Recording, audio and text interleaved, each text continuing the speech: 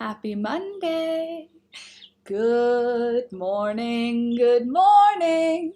It's the Last Minute Laura show. Good morning, good morning. Hello, hi everybody, welcome back. Nice to see you this morning. If you're new, I'm Laura, hi. We get together on Mondays and Wednesdays, and I'm thinking of talking to you guys about this today, of adding Fridays. And just because since I'm not putting out tutorials regularly right now because spring has sprung and I'm doing a lot of outdoor work, I figure we could do Monday, Wednesday, Friday in the mornings. Anyway, good morning. Welcome back. If it's afternoon when you're watching, good afternoon. I hope that you are having a wonderful day. And if it's morning when you're watching, hi. Nice to see you. Come on in, make a tea, get a snack. I'm just going to cross my legs. Oh, my knee is so sore. That's our Rooster baby. So, if you're new, I hope you'll subscribe. If you're not new, I hope you're already subscribed. And I also hope that you'll take a second and like the video. It just takes a second for you, but it's really helpful for me. So today, in the live stream, we're going to be together from 8 a.m. until 11 a.m. in Eastern Time. Hi, changed my name to Karen. Oh, hi, Karen. Good. I'm glad. Now I'll be able to remember. Hey, Oracle. Hey, Maggie. Hey, Donka. Alcy and Rebecca are here too. Hi, guys. How's it going? Listening while I do some dishes. Good for you being productive, Rebecca.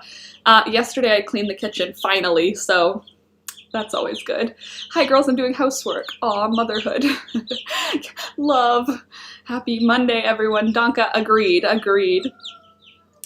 So yes, Oracle, absolutely. Don't forget to like the video while you come in. So, happy Monday. I had a good weekend. I had a good week. I missed you guys. I realized we haven't talked since Wednesday, but I've been doing a lot of outdoor work. I've been getting a lot of spring stuff done outside with Alex. Is this an end? I have an unwoven in end. There. I'll just tuck you in. Nobody needs to know. It's fine. Anywho, finishing coursework. Blah, I'm so mixed up on how I feel about it. On how you feel about your coursework? Well, what kind of coursework is it? What I've got today going on while we're hanging out, I've got a bowl of fruit, so frozen berries, and I cut a banana and put it on top. Sorry for those of you that don't like to watch me eat, I'm hungry. And I also have a tea. Alex is still sleeping. He got up to let the chickens out because I wasn't ready. I was getting ready for the stream, but he is taking the day off work today so that we can build a fence. So today it is... it's on a collab project. I love the smiling tear. Relatable. Yeah, we're gonna build a fence today. We took down our fence on Saturday, I believe. Either Friday or Saturday. We took down the chicken fence. We took down the chicken fence, which is like an orange plastic snow fence. Like, it's like lots of... I don't know how to explain what I'm trying to say, but it's like a regular, like a chain link fence, except it's orange plastic instead of metal, and it's not cute, but it worked all winter long, and it was on the farm when we moved here. There were like rolled up fences, so we were like, why would we spend money if we can just use that? However, we're going to get married in our backyard this summer, so we need it to look cute. We can't have like a construction zone. So we pulled down the whole fence. Alex took out all of the... Like, he took all of the bedding that was in the chicken run, because we've been doing, whenever we had cleaned the chicken coop in the summer, we were just putting the bedding out into the chicken run so that they had, like, straw and stuff to run around. And throughout the winter, I would, like, open a bale of straw and put it out in the chicken run so they could run around, not just on the snow. And so Alex pulled all of that out after we took the fence down and put it on my gardens. So hopefully it's not too hot and it won't burn my plants and it'll be okay. But then he emptied the coop of all the wood shavings that are in there, and there's like this much wood shavings in the coop right now because it's spring. So we do deep litter method, which is like you just keep adding shavings on top of any mess throughout the winter, and it like basically just continues to insulate the coop, and then in the spring you pull it out and you let it like sit for a year, and then it's good to go on your garden. So now it's coming out and it got spread all over the chicken run. So now the chicken run looks so fancy because it's all like pine wood shaving, so it looks like fancier than just grass. And now it's time to put the fence back up. So I marked out with string and like pegs where I want the fence to go. And then yesterday, hey there, Mary, good morning. You're new. Well, welcome. Glad to have you. Hey, V, good morning. And thank you for becoming a patron. I was editing the Patreon thank you page for the stream this morning, and I saw all of the new patrons. So thank you to everyone who's joined my Patreon in the last couple of days. It's growing, and I really do appreciate it. Thank you for waking me up this morning.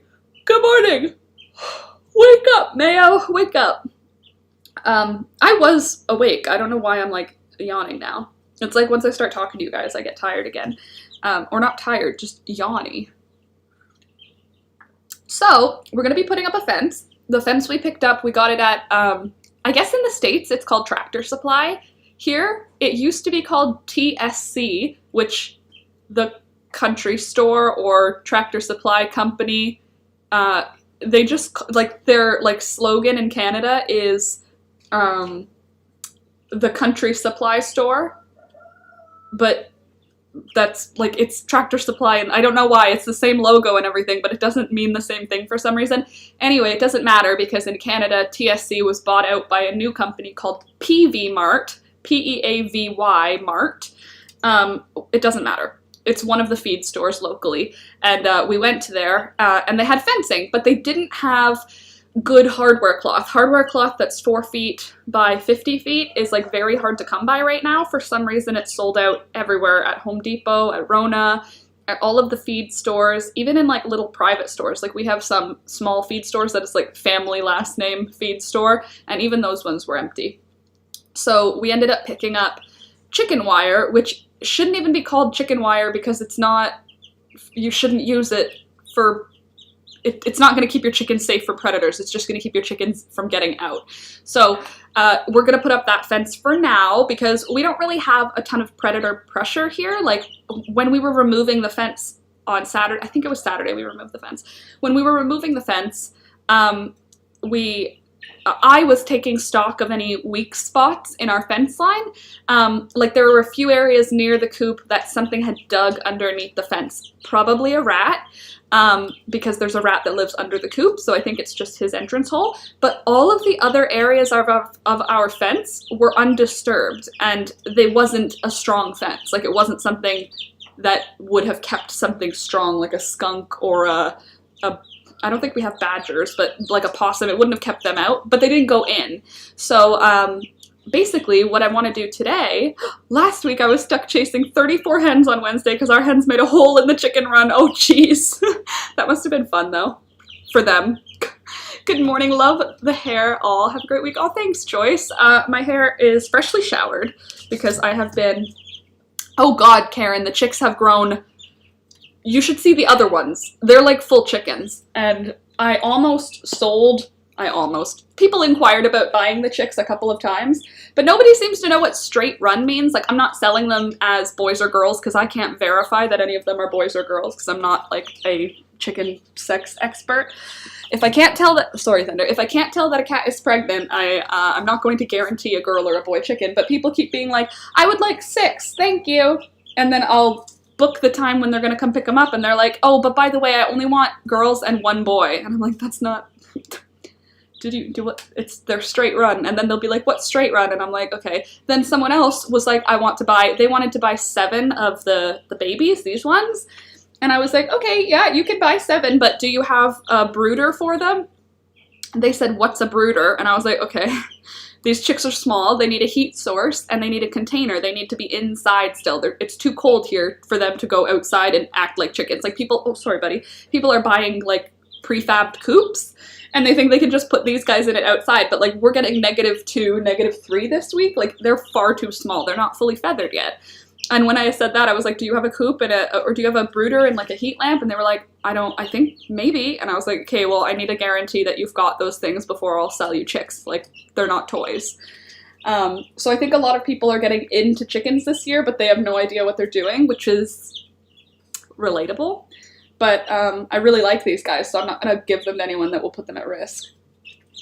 I found a way to keep their food and water clean. I made them a platform on one side, so you can see this looks like it's way too small for them, but that's just where their food and water is, so that they can't get on top of the food and water container and poop into the food and water. And since there's no wood shavings on this platform, they don't get wood shavings in it, which is like irritating when they do, because you have to like, it's a lot of extra cleaning. Hey there, Dina, good morning. Looks so healthy. My hair or the chicks? Because my hair is so healthy right now, you guys. There has not been any dye in it. This is fully virgin hair. I haven't had virgin hair since I was like 13. The last time my hair was my natural hair, I was 13. And then I started dyeing my hair at like 14, and I've never stopped dyeing my hair. And even when I dyed my hair back to my natural color, it wasn't virgin hair. This is like, I shaved my head and it's growing back. I'm kind of excited to see what it'll feel like a little longer. Like, I want to dye it pink so bad, but I also want to see like when my hair is like a length, what it'll feel like if it's completely virgin hair. Like, I don't know what that feels like. But yeah, the chicks are very healthy. They're doing great. I'm starting to notice girls from boys, I think. Good morning, Alex. Nice to see you. My seat in our van unlocked and I got flung backwards at a stoplight and our races got delayed by an hour. Oh my goodness. Well, I'm glad you're okay, but geez, that's scary. Karen, yours is pink. My favorite color for my hair is pink. Like, out of all the colors I've had my pink hair the longest. Like, I would say it was pink for like 5 years, like different colors of pink, but I maintained bleaching my hair and dyeing it pink. And before that, it was red and blonde and red. And once I did black. Don't recommend that if you're a pale, freckled person. Doesn't really go well on your skin, or on my skin anyway, because black is actually like really dark blue black, and blue on pink skin. I ended up looking sick. It wasn't for me. Oh my goodness. Jeez Louise. Hey there, Coffee Games. Good morning. So we tore down the fence. We rolled it all up. I'm going to be installing that fence into a separate area of our backyard just to keep the chickens in the yard, because they've discovered that if they cross we have 2 driveways. We have like the driveway our cars go into, and then we have a second driveway. It's not paved, but it goes to the field. So it's like the driveway that the tractors come into to work the fields. But if they cross over that driveway, they get to the forest. And the entrance of the forest is like all blackberry brambles, and there's like cut down trees that have been rotting for years in there. So like, it's like, really bug infested. Like if you roll over a log, there are centipedes galore, and like there's ants living in the big carpenter ants. It's very good spot for chickens. So they keep going over there, and then I think they're gone, and then they end up in the front yard. So anyway, I'm going to put the fence there, but Alex and I today are going to install the chicken wire fence, which is just metal. It's like a metal wire fence. It will keep the chickens in. It will not keep predators out, so we still will need hardware cloth eventually. But yeah, that's the plan for today. We have the rebar, or the posts, T-posts. We have T-posts and rebar is what we're going to be using as posts. And it's gonna look good, I hope. I think it's gonna look good. Knitting puppets and crocheting a mermaid tail blanket. That's nice. I haven't done much crafting at all lately. I have been doing a lot of outside fun stuff. You know, while we were taking the fence down, I found 3. Well, Alex found 2 of them. I found 1, but I got to see 3. We have seen 3 Jefferson's salamanders, and if you don't already know, that's an endangered species that is pretty much endemic to our region. So the Niagara Peninsula has this this escarpment, which is basically like a cliff that used to be where a lake came up, but it was in like the millions and millions of years ago, so now it's like a cliff. And this long cliff, it's like a mountain range, but it's not a mountain range. It's just like the edge of an ancient lake, but it looks like kind of like a mountain along like the map. The Jefferson salamander is only there. It's an endangered species, and it's you're not supposed to be handling them. So I was very gentle with them, made sure my hands were covered in dirt, moved them to a safe spot. But yeah, we saw 3 of them, which is awesome, because last year I saw a couple of them in the spring.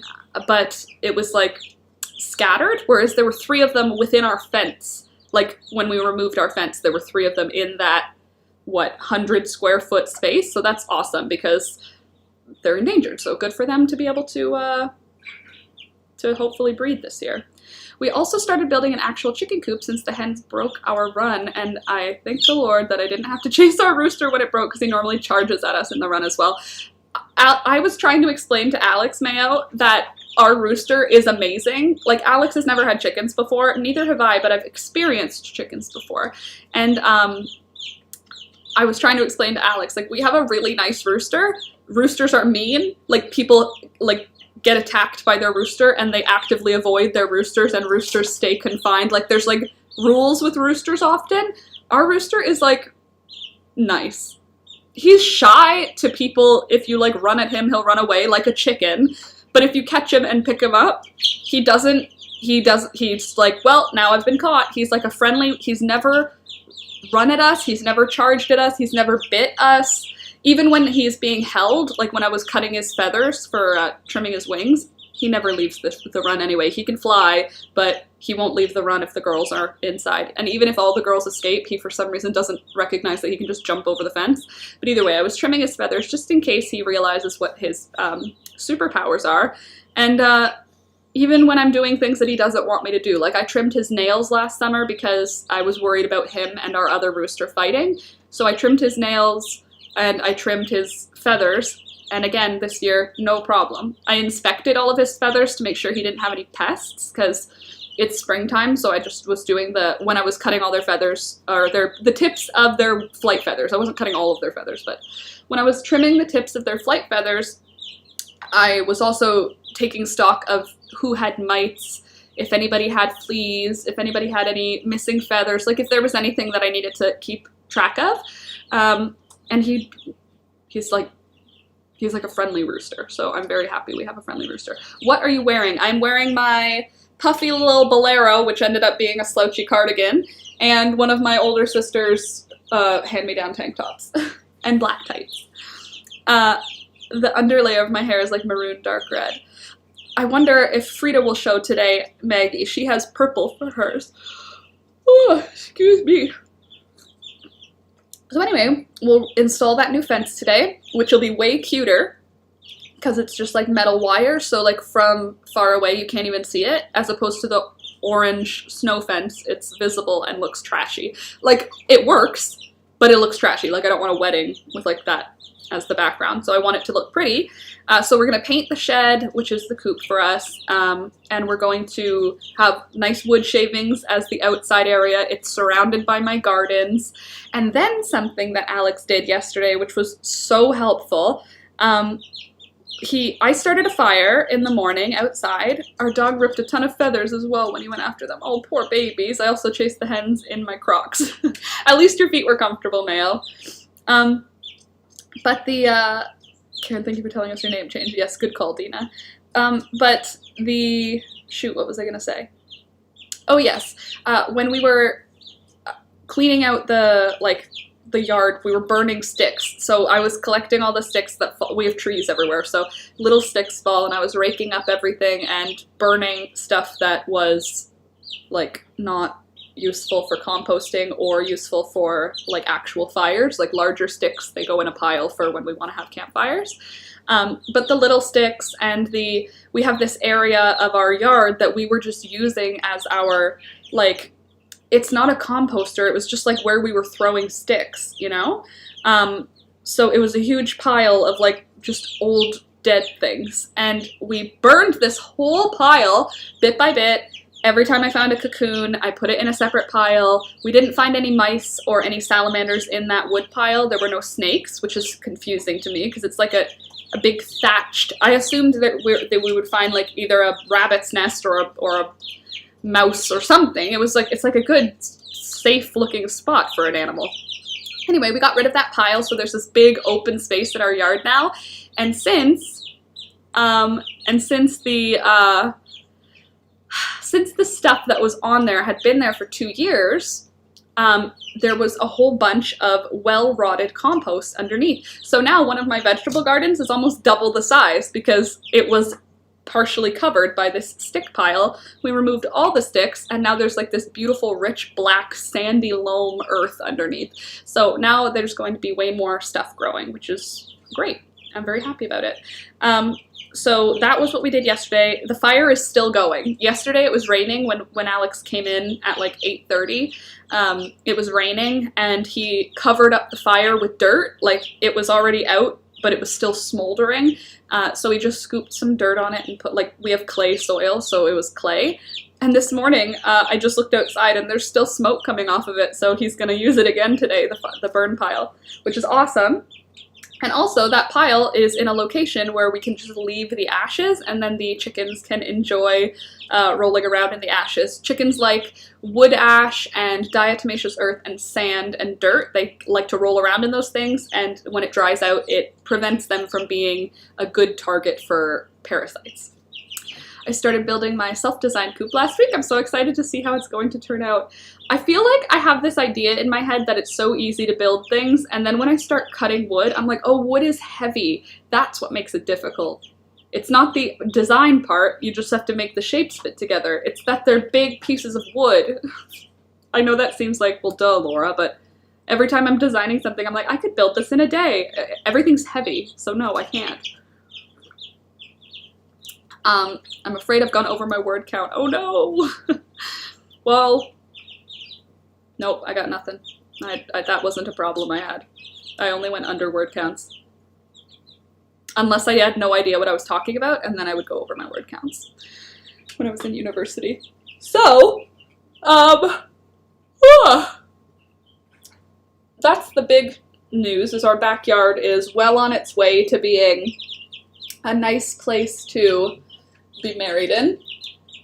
In addition, I still need good vibes from you guys. My family member who is in the hospital is still in the hospital, up and down with oxygen levels and safety, but still hopeful, getting the best care possible, but not yet out of the hospital, not yet out of harm's way.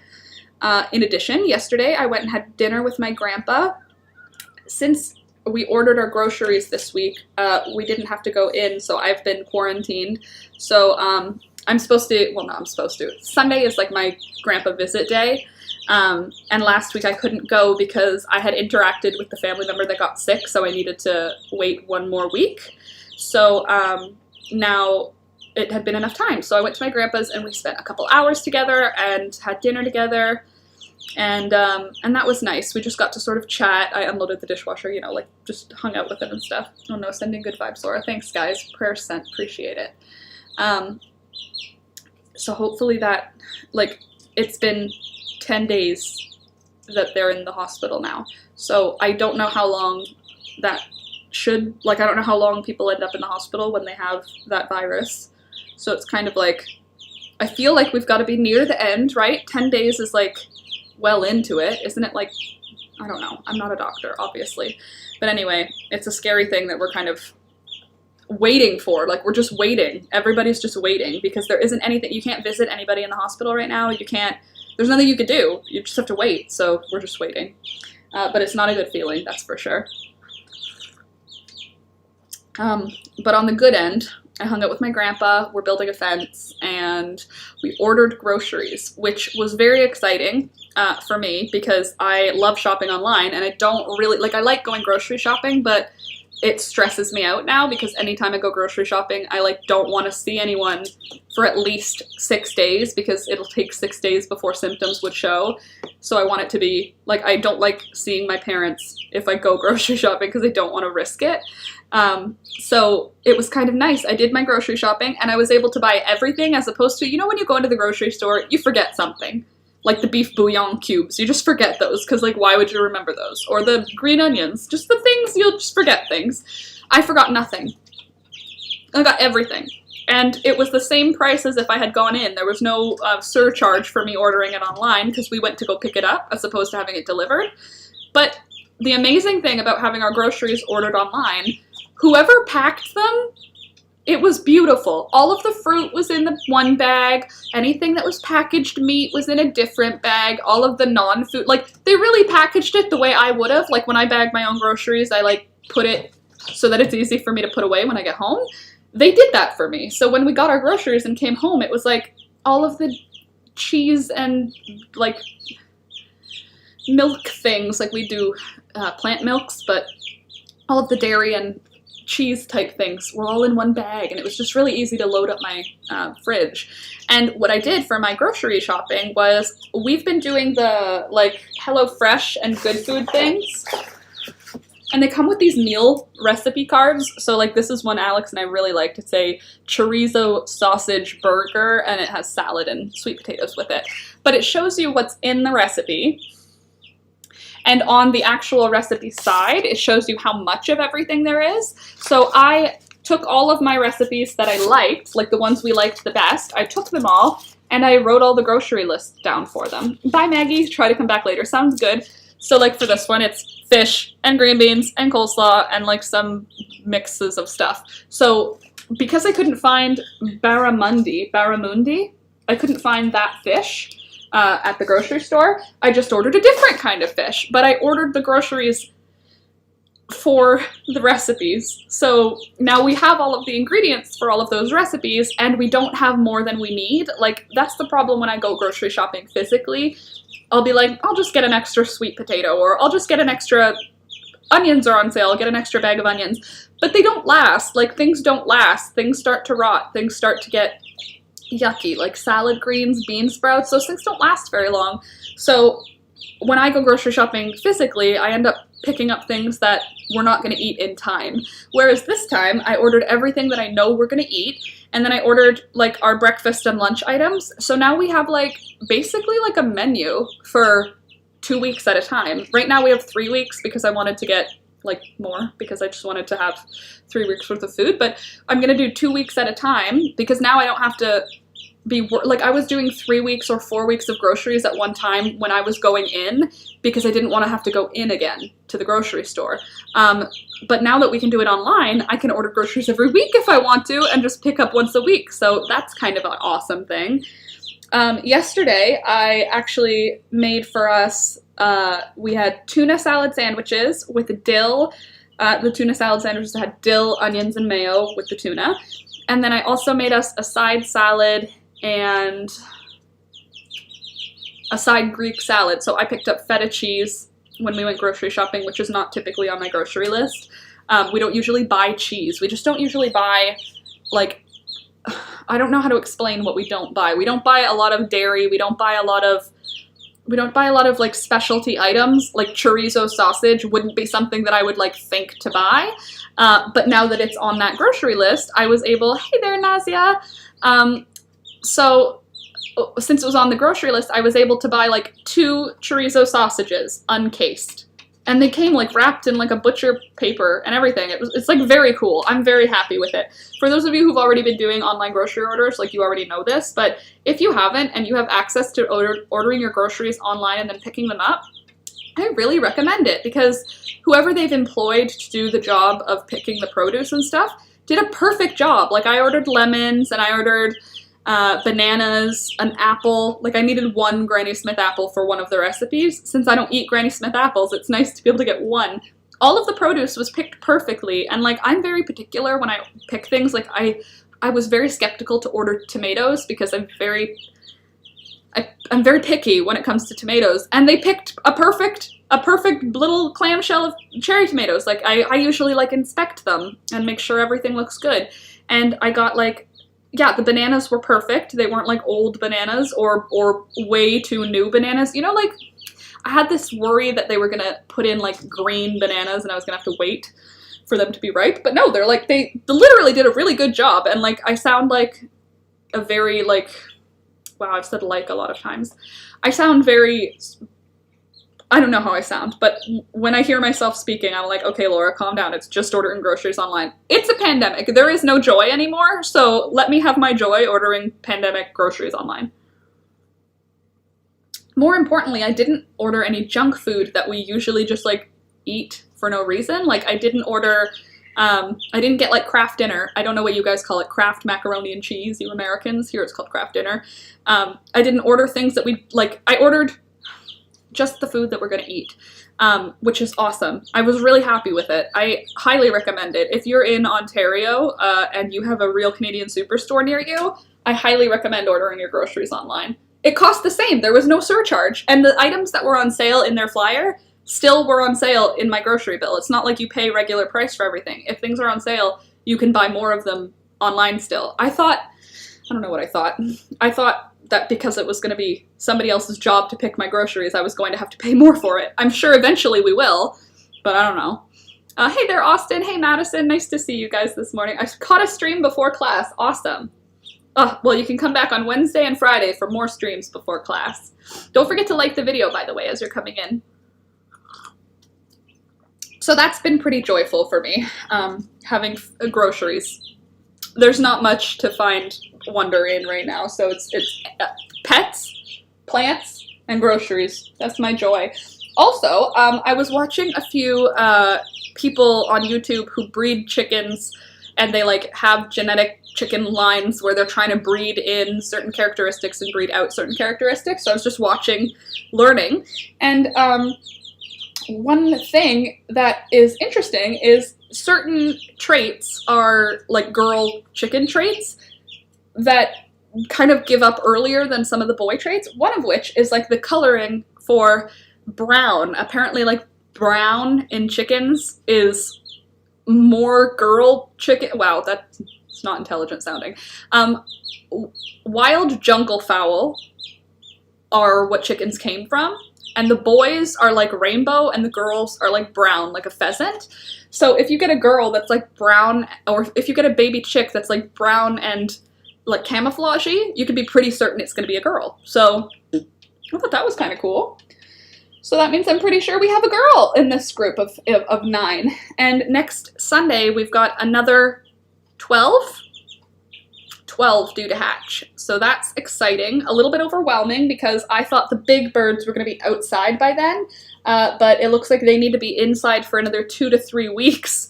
So there is going to be a 2-week period, because this week will be one of those weeks.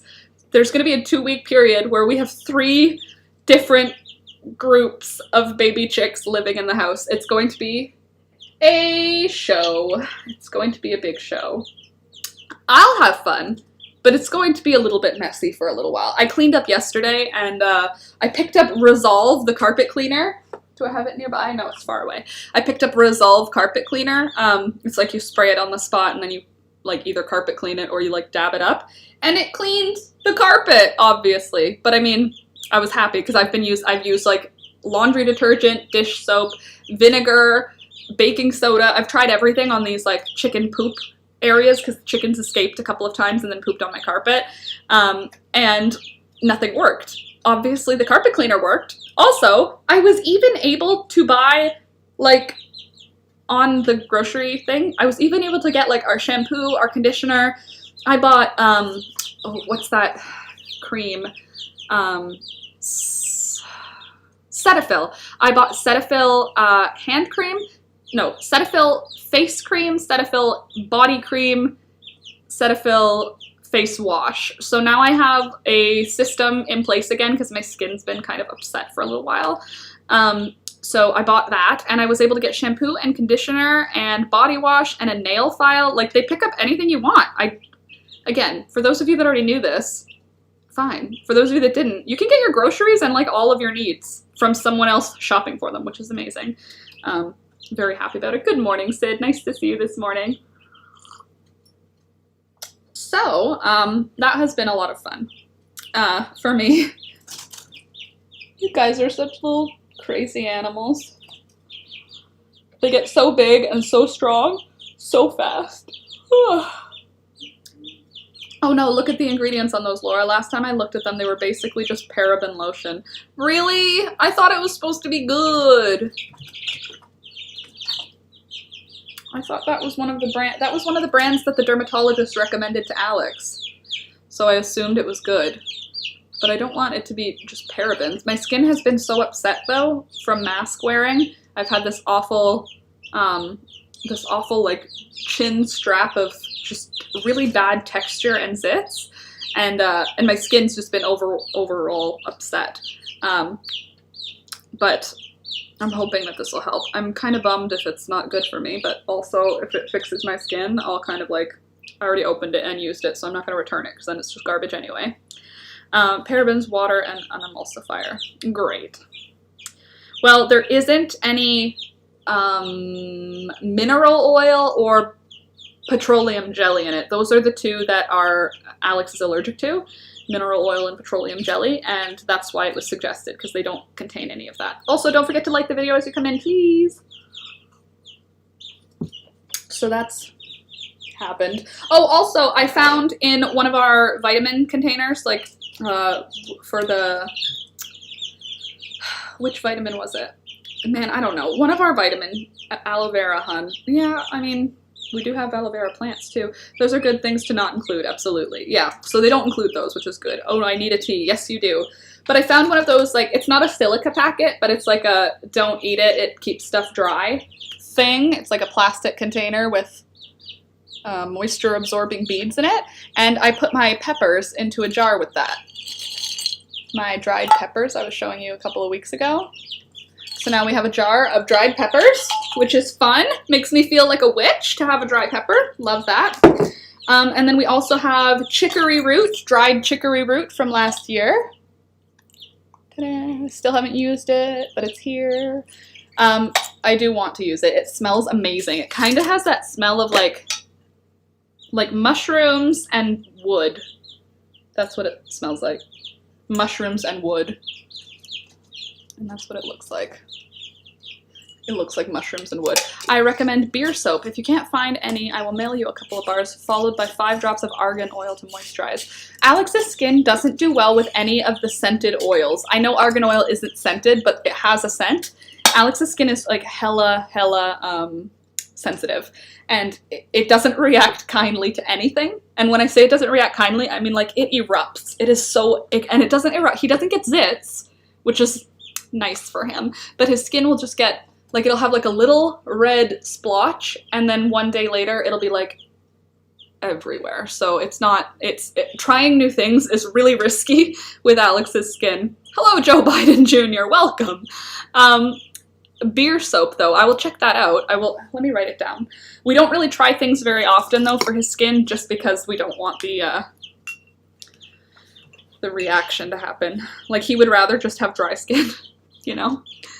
Beer soap. What's been working really well for him, and also I like it, is the Dove Unscented Sensitive Skin Bar. I guess it's called a beauty bar. I don't think it's called soap. And the body wash. Love your jars of stuff. Thanks, Rebecca. Me too. I like having them. I want to have a shelf though, so that I can have like an apothecary. That's the goal.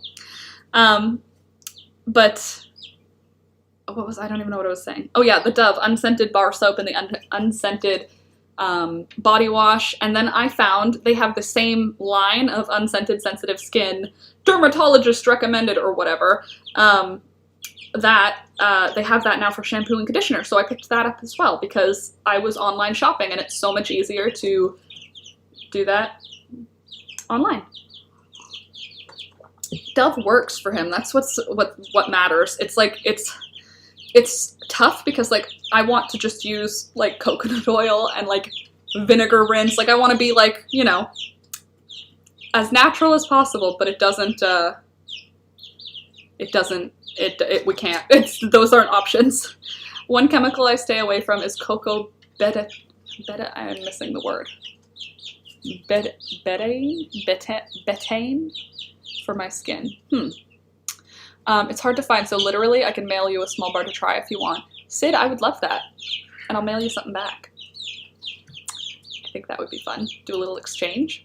Dove is a great alternative. It works. Their soap is actually soap versus a detergent bar. Stick with the Dove then. I mean, it works. He's not allergic to it, and it doesn't cause a reaction, so yeah, I do tend to not stray very much. We used to, when he was having like a really bad, I don't even want to call it an outbreak, because outbreak makes it seem like it would go away. It was like his whole body was inflamed with eczema, and at that point we were trying anything because it was bad. And he was like on steroids and on prescription Antihistamines. Poor guy. He's good now, though.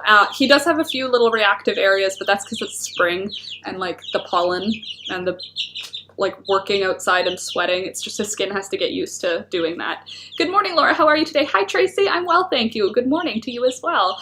I'm doing really well. I'm wearing a bra today, so that's how you know I'm doing really well, because how often do we do that? Do you see these birds fighting? They're so cute. Oh, also, one of the babies, who is a baby of Marshmallow and Baby. So Baby is our rooster. Marshmallow is a Wheaton Americana Easter egger chicken. Wow. Their baby should have had green or cream-colored legs, because Marshmallow has green eggs, Baby has cream-colored legs, and it came out with yellow legs. So now I have to, like, go back into my little genetic chart thing and be like, there's a recessive gene for yellow legs, which is interesting. And basically now I am a chicken geneticist, in case you needed to know. If it's working, it's the best box store option as far as mass-produced soap goes. Dove is just basic soap with good moisturizers in it. Yeah, but what's annoying is that whenever you go for, like, a natural-made soap, like, from a small company, they always put essential oils in it, and, like, that's not good for Alex. Dove Bar is what I tell people to get if they can't find clean, i.e. no junk, handmade soap local to them, or at a co-op. Well, you can find them, they just always have essential oils in them. Could you just not put anything in them at all? Just some goat's milk? Just make your lye soap with goat's milk and don't put anything else in it. Maybe oatmeal is probably fine. But even that, just leave nothing. Just don't put anything in it. That's how I feel. I mean, I guess I could make soap. That's an option. Another thing I'm going to be making probably this week or next week is paper. I'm going to be getting the paper made for our wedding invitations. And when I say getting the paper made, I mean I'm going to be making it, but I'm planning on doing seed paper because I have lots of seeds. Make your own soap, hun. Exactly, Karen. You're on the same wavelength. But I have lots of seeds, so I'm thinking we'll do seed paper for our invitations, and that'll be fun because then people can bury our invitations. And like when people keep cards, it's like, do you really go over your other people's wedding invitations and look at them again and be like, ah, I remember Laura and Alex's wedding, you know? I doubt it. So I think that seed paper makes more sense because then they can bury our wedding invitation and then our wedding invitation will grow flowers, which is so much more fun. Speaking of growing stuff, my beer soap, sorry, Sid says, has no EOs in them, essential oils. They are only scented by the beer, and the beer is usually soothing to skin. Interesting. Does it smell like beer? I don't know that I would love Alex smelling like beer, but I will only send a small bar, so if it's a nope, you don't have much to use up as hand soap. I mean, I can use any soap. It's Alex who can't. But yes, like cut a sliver. Like, don't, yeah, please, thank you. But for my growing stuff, I've got my basil, which I've been touching a lot because my mom said that if there's no wind, you've got to touch it so that it doesn't end up puny. It gets nice and strong. Puny is like a real garden word. Puny. Did you know that? Like, watch garden channels, they use the word puny a lot. It's like a real word for gardening, which makes me laugh. But anyway, I've got all this basil. This is going to be lettuce leaf basil, so it's going to have like big, huge leaves. If you want to make soap, we should chat, because I can walk you through it. Sid, that sounds awesome. You don't smell like beer after, it's just an earthy smell as you use it. Oh, okay. Like hops, a hoppy smell, something like that. But if I start looking into making soap, I'll ask you, because I have no idea what I'm doing most of the time. I've made soap once, but it was with a friend who like made soap. Like I went over to her house and she like made soap and I was there. And then a couple weeks later I took home soap. It was just, so I don't know what I did, but I did. I was there once when soap was made. But anyway, here's my basil. Very happy about my basil. It's under a grow light 24/7 right now. I've just been leaving the grow lights on because I can, so I do. But the other thing I tried, and this was something I tried last week and I thought it would be fun, I took we're feeding our chickens whole grains now, by the way. We have, for those of you that are new here, we have 16 adult chickens, so 1 male, our rooster, and then 15 hens, and then we have the 6 youth, like teen chickens, and then we have 9 baby chickens. So the babies and the teens need to be on a chicken grower feed. It just has more protein, so it's like better for them for growing. But the girls, they need to be eating a different blend. And we were doing the pelleted feed, which is, it's like the equivalent of dog food. It's all the grains that chickens need and like eggshells or oyster shells, stuff like that, ground up together into a pellet form. And I mean, they eat it and they're happy with it. They're birds. They're pretty simple animals, but they're happy with it. But whenever I feed them like sunflower seeds, they go nuts. And whenever I like I go to the bulk food store and I'll like pick up wheat berries, they're just like hard seeds. They love it. They love eating whole grain. Like it's like a treat. So I started looking up recipes a couple of weeks ago, and now we are feeding them whole grain. I've transitioned them from the pellets to whole grain. I made a whole grain like cereal mix for them that is the proper blend of protein, whatever, all the things that it's supposed to be. I used a recipe that a farmer uses, so I feel pretty confident. Also, I'm mixing in their layer feed just in case I'm not giving them the correct nutrition, but I am because I looked it up. Hey there, Caroline. Good morning. It's not as hard as people think, Sid says. It's just about keeping the steps in order and being patient. That sounds like... Sid, have you met me? Those are like the two things that I struggle with. Keeping the steps in order and being patient. I'm like literally neither of those things, but okay. I see, for other people it would be easy. You should have all those skills from the dyeing that you do. I mean, I guess we'll see, right? But anyway, they've been really loving the whole grains. We transitioned them from the pellet feed to the whole grains. I still give them a scoop of pellets just because I want to know that they could. But they're not choosing to eat it. They're choosing to eat the whole grains. Also, now that it's spring, I don't have to feed them nearly as much because they eat a lot of bugs. They eat grass. They eat dandelions. They eat all of my flowers. They ate all of the kale. It's fine. It's food for them. I was growing it for them anyway. They just ate it way too early. But they love foraging for food. Like, they are free-ranging around in the summer, so they don't need to eat as much. So even though I provide them the same amount of food as I do in the winter, they don't tend to eat it all in a day. So it's good. It's so nice out here. High temperatures and the sun is out. That's nice, Caroline.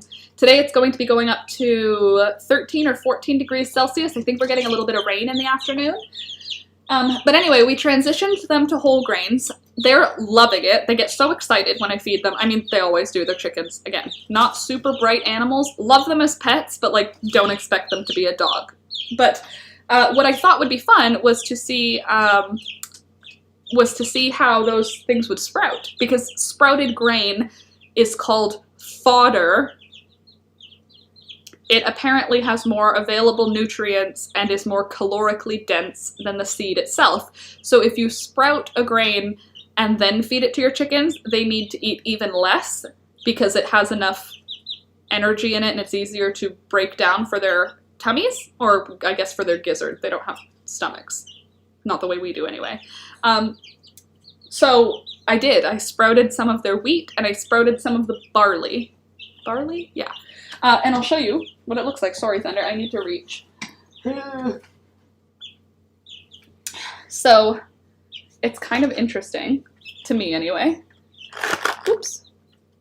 So, this is wheat on this side, and this is barley over on this side. The barley is taking longer to sprout, which is interesting, because they were both underneath a grow light. The wheat sprouted a little bit better, which is super fun. And my thoughts are, since it sprouted so readily, I'm thinking of just planting some, because how fun would that be to harvest a little bit of wheat? We could make flour in the fall. Obviously, like, we're not going to be able to make flour and, like, make bread, but, like, maybe, wouldn't that be fun? Plus, it's pretty. It's like a tall grass, so I thought we could, like, line the backyard with wheat, because it'll make like a hedge of tall, beautiful grass, and then in the fall it turns yellow and the seeds sprout from it, and it's just like so pretty.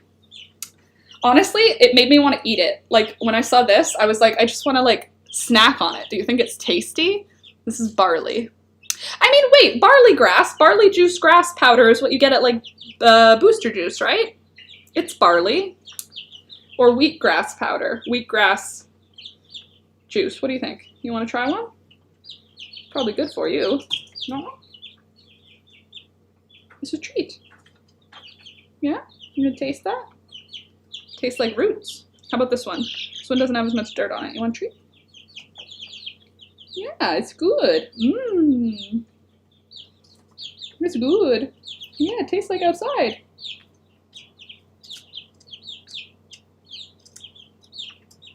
No? You don't want it? He doesn't want it. But anyway, they root and sprout very easily, and it made me want to try growing it.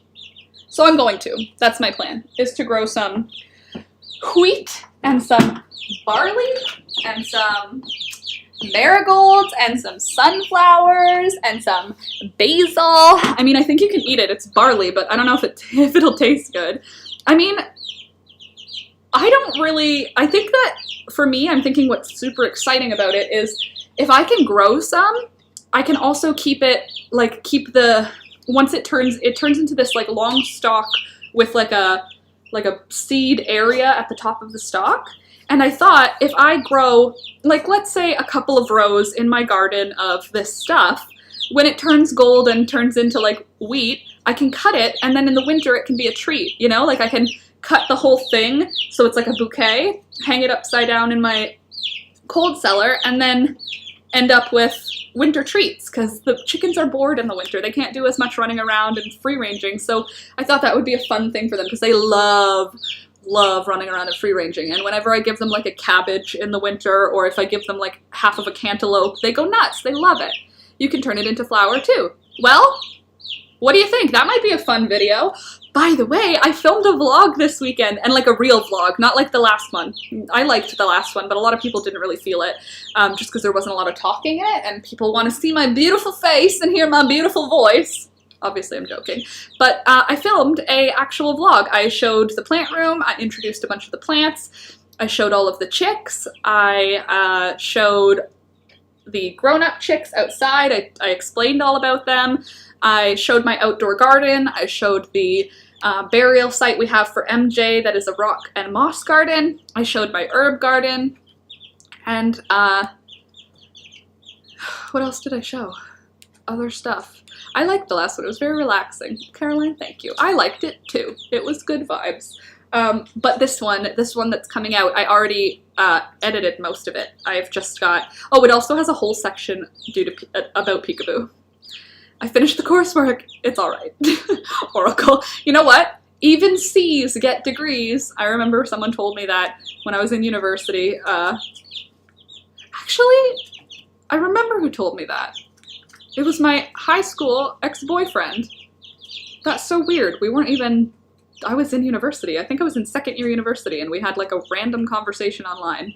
And I remember being like, I have something due, it's not gonna, and it was like, even C's get degrees, and it never left me. And I was like, ha, true, they do. But so do A's, so try for an A if you can. But also, I love the crying smiley, it makes me laugh. Lol, alright is better than nothing. That's true! Done is better than perfect. You finished it, so good for you. I'm going to just have a minute, so talk amongst yourselves, because I need to eat something.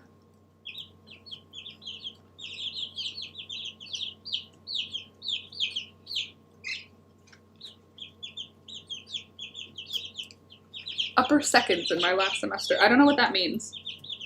Upper seconds.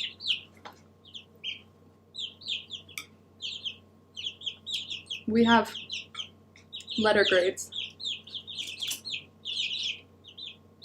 Oh, I love berries and fruit. Such a good idea. Not quite a first. Yeah, but like, so what, like B+? Or like A-? Dude, you can't have any of this. I hear you heavy breathing for food. Thunder is nearby somewhere, heavy breathing for food. Anyway, I guess, Oracle. Hey, I see there's 21 of us here. Hi, everybody. Don't forget to like the video as you're coming in, please. And what else can I show you about my growth, my growing stuff? It's gonna be time. Oh, ooh, friend from UK that I haven't talked to in ages, message for chat. Muting the stream. Okay, sounds good. Caroline, I've gotten weirdly into Pokemon Go lately. I actually went for a walk this weekend, so I guess it's working. Pokemon Go is still happening. I feel like that was like such a thing for like 6 months, and then I never heard about it again. So cool, I guess it still exists. Cool that it's worth walking for. I don't go for walks. I just go into my backyard and like get tired walking around there. You guys are so cute! Why are you so small? It's daytime, time to wake up. They're still little, so they still take naps all day. They're so cute. So, I can't believe Pokemon Go was released 5 years ago. Was it really? Oh my goodness. I didn't even realize. Wow. So, fun stuff with the baby chicks. Something happened with one of them that I think is great. It turned out to have multicolored feet. So that's exciting because I thought the foot color genetics were like one color for feet, but you can have like multicolored feet. So I have 2 chickens in this clutch. Clutch? Is it a clutch for chickens? A clutch of baby hens? I feel like clutch is for lizards, but it might be for birds too. Anyway, there's 2 birds in this group of birds that have yellow feet and black legs, and then the other one is got a couple of yellow toes, and the rest of their legs and feet are black. So cute. God, I just stare at them a lot. Like, I stare at them a lot. I'm gonna just tilt this a little so you can see the ones that are sleeping. Because there's babies sleeping over here. I'm sorry you're not gonna see all the garden-y things on this side, but I think it's worth it because you'll see more chicks. Right? You guys are so worth it. Maybe it's Maybelline. Because you're worth it, isn't that one of those? I just need to lose my pandemic weight. I'm currently the heaviest I've ever been, and it's getting me down. Caroline, I'm sorry that it's getting you down. I also would like to lose my pandemic weight. Hence why for breakfast I'm eating berries. Trying, doing my best. But good for you. Getting out for a walk is a great thing. It's also good for your mental health, you know? Just being outside of your home and like looking at outside things. I feel like that's just overall good for you. They're so cute. They're so little. So the big birds are now pretty much chickens. Like, pretty much chickens. Do you guys want to see them? The baby chickens? Because I can show you them. They're very cute. And if I can just have a couple more bites of my breakfast, then I'll go grab them. Because I have to wash my hands after handling them, and I want to eat a little bit. Karen, more to love. That's what Alex says. Anytime I complain about my weight, he's like, I can still wrap my arms around you. More to love. And then I always say, more cushion for the pushin'. And then he like rolls his eyes. No, sir. This is bananas. Actually, you want a blueberry? Here you go. It's frozen though, so be careful. Frozen blueberries, so yummy. Oh, girls, you're not the only one. Many people are in the same boat. Well, yeah, there's the COVID-19, right?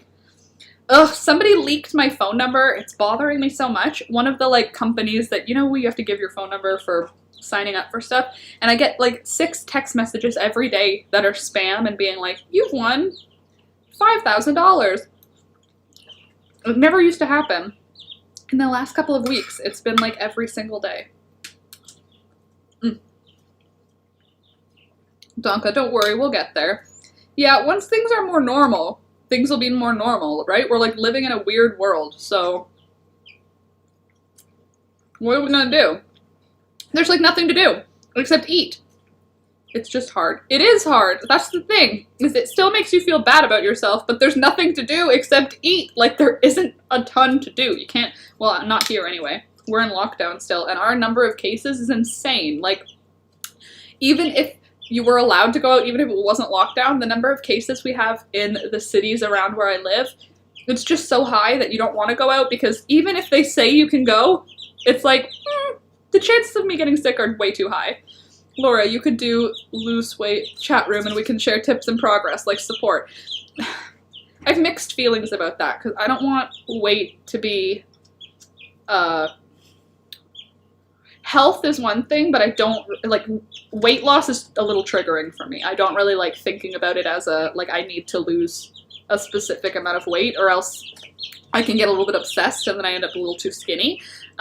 So I'd rather be, like, healthy support, you know? Like, you went for a walk and did Pokemon Go. Well done. As opposed to, how much weight have you lost this week? Because then it becomes like a competition, even though it doesn't. If you were like, I lost six pounds. You turned the notifications off and it changed your life? That's awesome, Alex. I'm so happy. Turn your notifications off on your phone, you guys. It'll change your life. Turn all your notifications off. Turn your Instagram notifications, your Twitter notifications. Turn them off. You can check your phone still. It's just, your phone won't control your life. Alex, I'm very happy. Donka, that'd be awesome if Laura could do that. Well, again, for me, weight loss it's a touchy subject because I don't want to get obsessed and I don't want anyone else to get obsessed. So I don't like the idea of it being about weight. We could have a room in the chat about, like, healthy eating or about healthy lifestyle stuff, but I don't want it to be like, I lost 6 pounds, yay! Because then in my head I'll be like, I don't know how much I lost. Probably not 6 pounds. I'm a loser. I'm a failure. And, that's not healthy. You know. Meow! Oh. That's a chicken.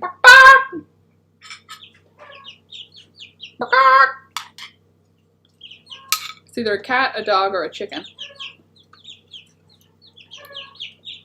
Somebody must have laid an egg.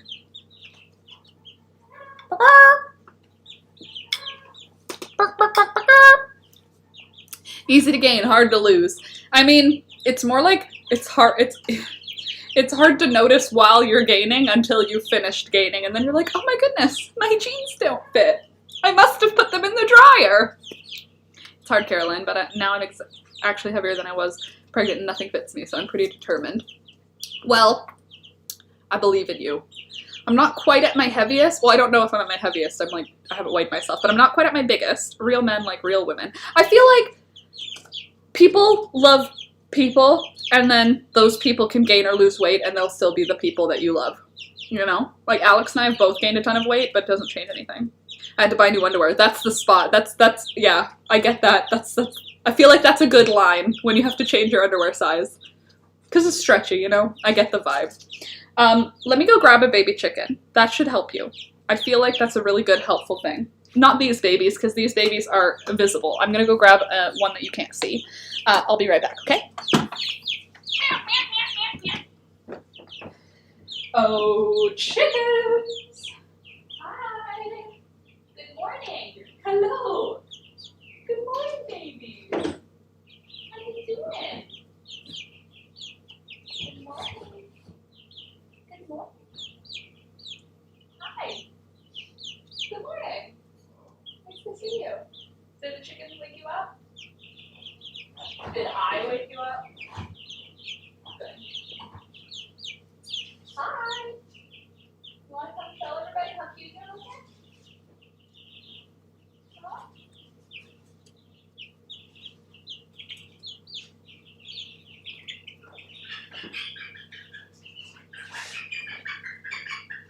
Holy moly mackerel. Holy mackerel. No, you don't know. Just one at a time, kids. Woo! Sorry. Hold on. Just hold on. We're going home. Hi. Hi, sweetie. All right, so here is the very clear rooster we have. Holy moly, this is our rooster. Hi. You are a big bird now. Look at those wings. You're a handsome boy, though. Hi. So this one is pretty much certainly a rooster. We can tell that because he has a red wattle and red earlobes and a red comb. And he's got a pretty little, hi, a pretty little tummy. Hi. It's okay. It's all right. Hi. Hi. Whoa, whoa, whoa, whoa. There you go. Nice to see you. Hi. So this is my handsome, handsome rooster baby. Hi. He's the biggest of the first batch of babies. Tough being a woman weight-wise, that's a fact. There's never the right answer. Society tells you everything about you is wrong. It's okay, just sit down, you're fine. It's nice to see you. So this is our biggest baby. Our biggest baby is a rooster. Hi. Hello. Yeah. You're very gentle. He's very gentle and very sweet. They change from one week to the next. They absolutely do. He's nearly as big as Sweet Pea, which is one of our full-sized chickens.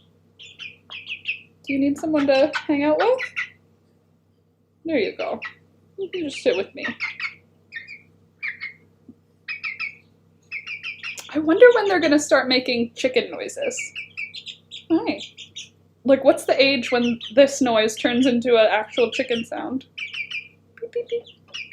Beep, beep, beep. What about this? Do you want to eat some sprouted grains? Want some sprouted grain? No? You don't know? Look.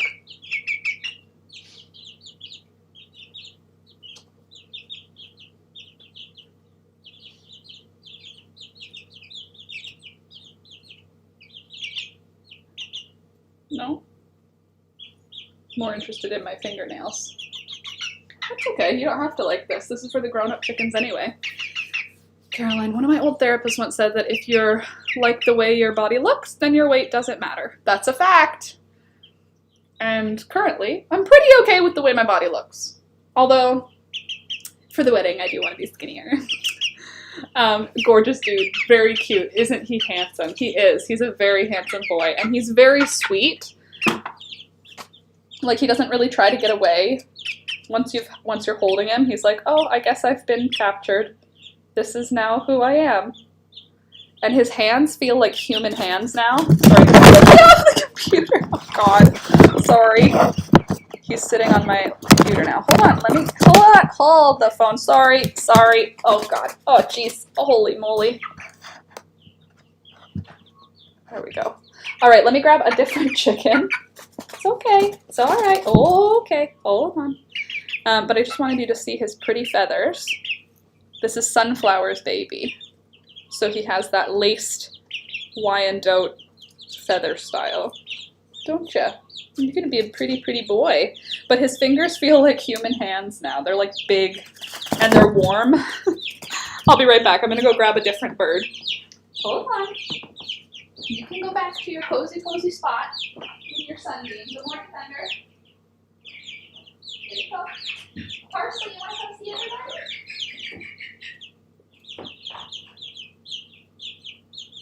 Big girl now. And here is Parsley, our lady. I've got to go catch them all. Pokemon Go, I'm a nerd. Check in when I get home. Sounds good, Caroline. So this is Parsley. She is our sweet little lady. She's got lots of black feathers coming in. Oh, calm down, you. She's got black feathers on her tail. She's got a couple in her armpit, a couple on her shoulders. Hi. Hi. How are you doing? And then she's got, she's got a couple on the top of, on the top of her head. She kind of looks like a pigeon or a dove, which is fun. But she's cute. She's sweet. Hi. And you can see she doesn't have a red wattle or comb. It's kind of like an orangey pink. That's how you can see that she's a girl. Hi. Did you just pick your own toe? And her legs are yellow. She's got yellow feet. So you got a grip. There you go. That's better. Aren't they strange? Look at that grip. Such a good balance. You pretty lady. Hi. My little dove. Oh, you're just done? You're good to just sit now?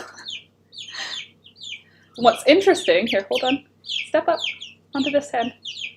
No, you don't want to, but I need the other hand to grab a baby. I'm gonna grab this chicken's sister, because we have another.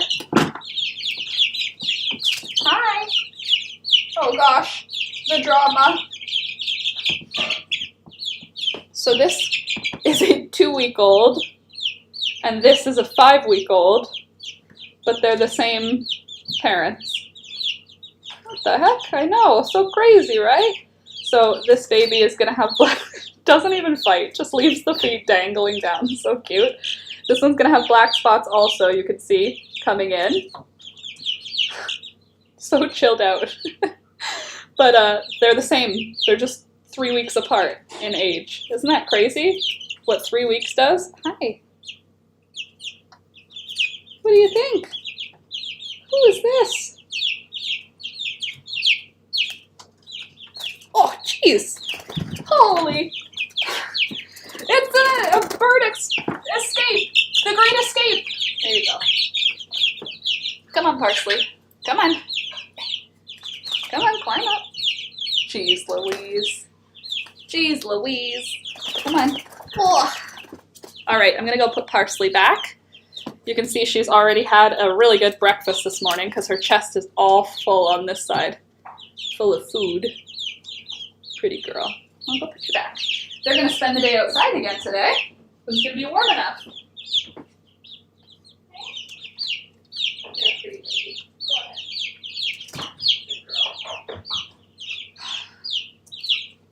Okay, as for the littles, let's, oh my goodness.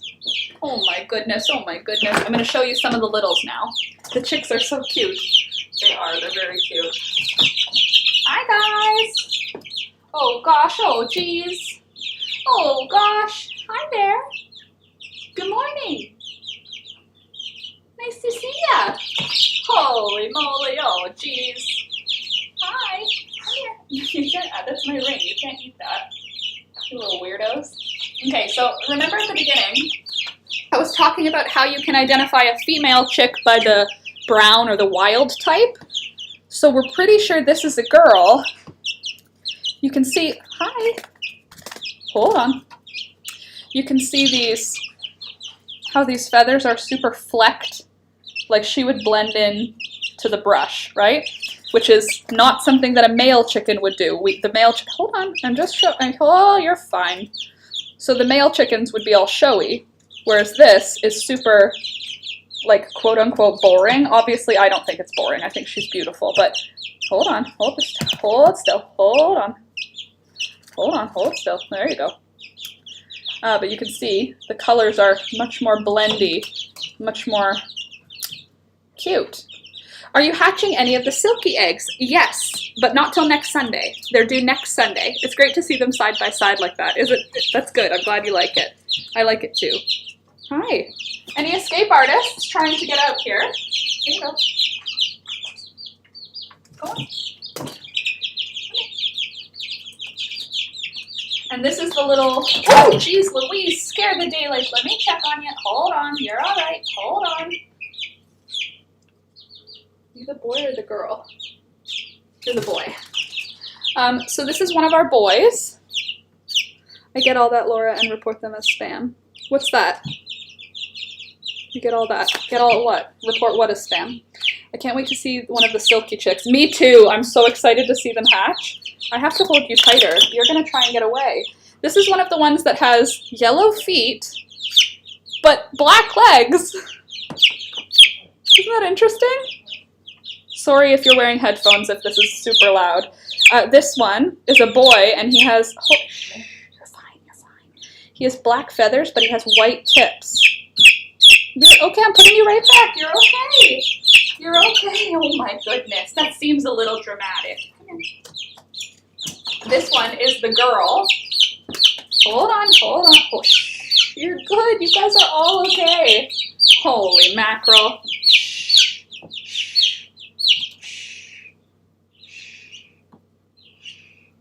There you go. Okay. So this girl is the sibling of that one that I just showed you. And look at, hold on. You're okay. Here, let me grab somebody to stand with you. Okay, there. Now you don't have to scream because you have a sister with you. But look at the feathers on, you're okay. This one is barred. You can see there's like a white line going through her feathers. When they're folded up, just hold on. Just hold on, you're okay. Close those wings. You can see there's that white line. Isn't that pretty? It's okay. Holy mackerel. Oh, and this one is Diane's baby. Hi. She's got dark feet and dark feathers. Hi. You're so cute. Hold on, hold on. No need to panic, kids. All right, one more. Oi, oi, oi. This is one more cute one. How cute is that? Let me see those wings. It's okay. See? So pretty. You're so pretty. So little. You're so little. Little friend. Anyway, that's, hi. That's the littles. Oh my goodness, oh my goodness. Oh, what is the human going to do? She scares me. Hey? Alright, get down, go on. So, that they don't jump on that. There. There, I'll be right back. I just need to wash my hands. Good boy, Thunder. Thank you, Alex. Also, there's bagels and butter.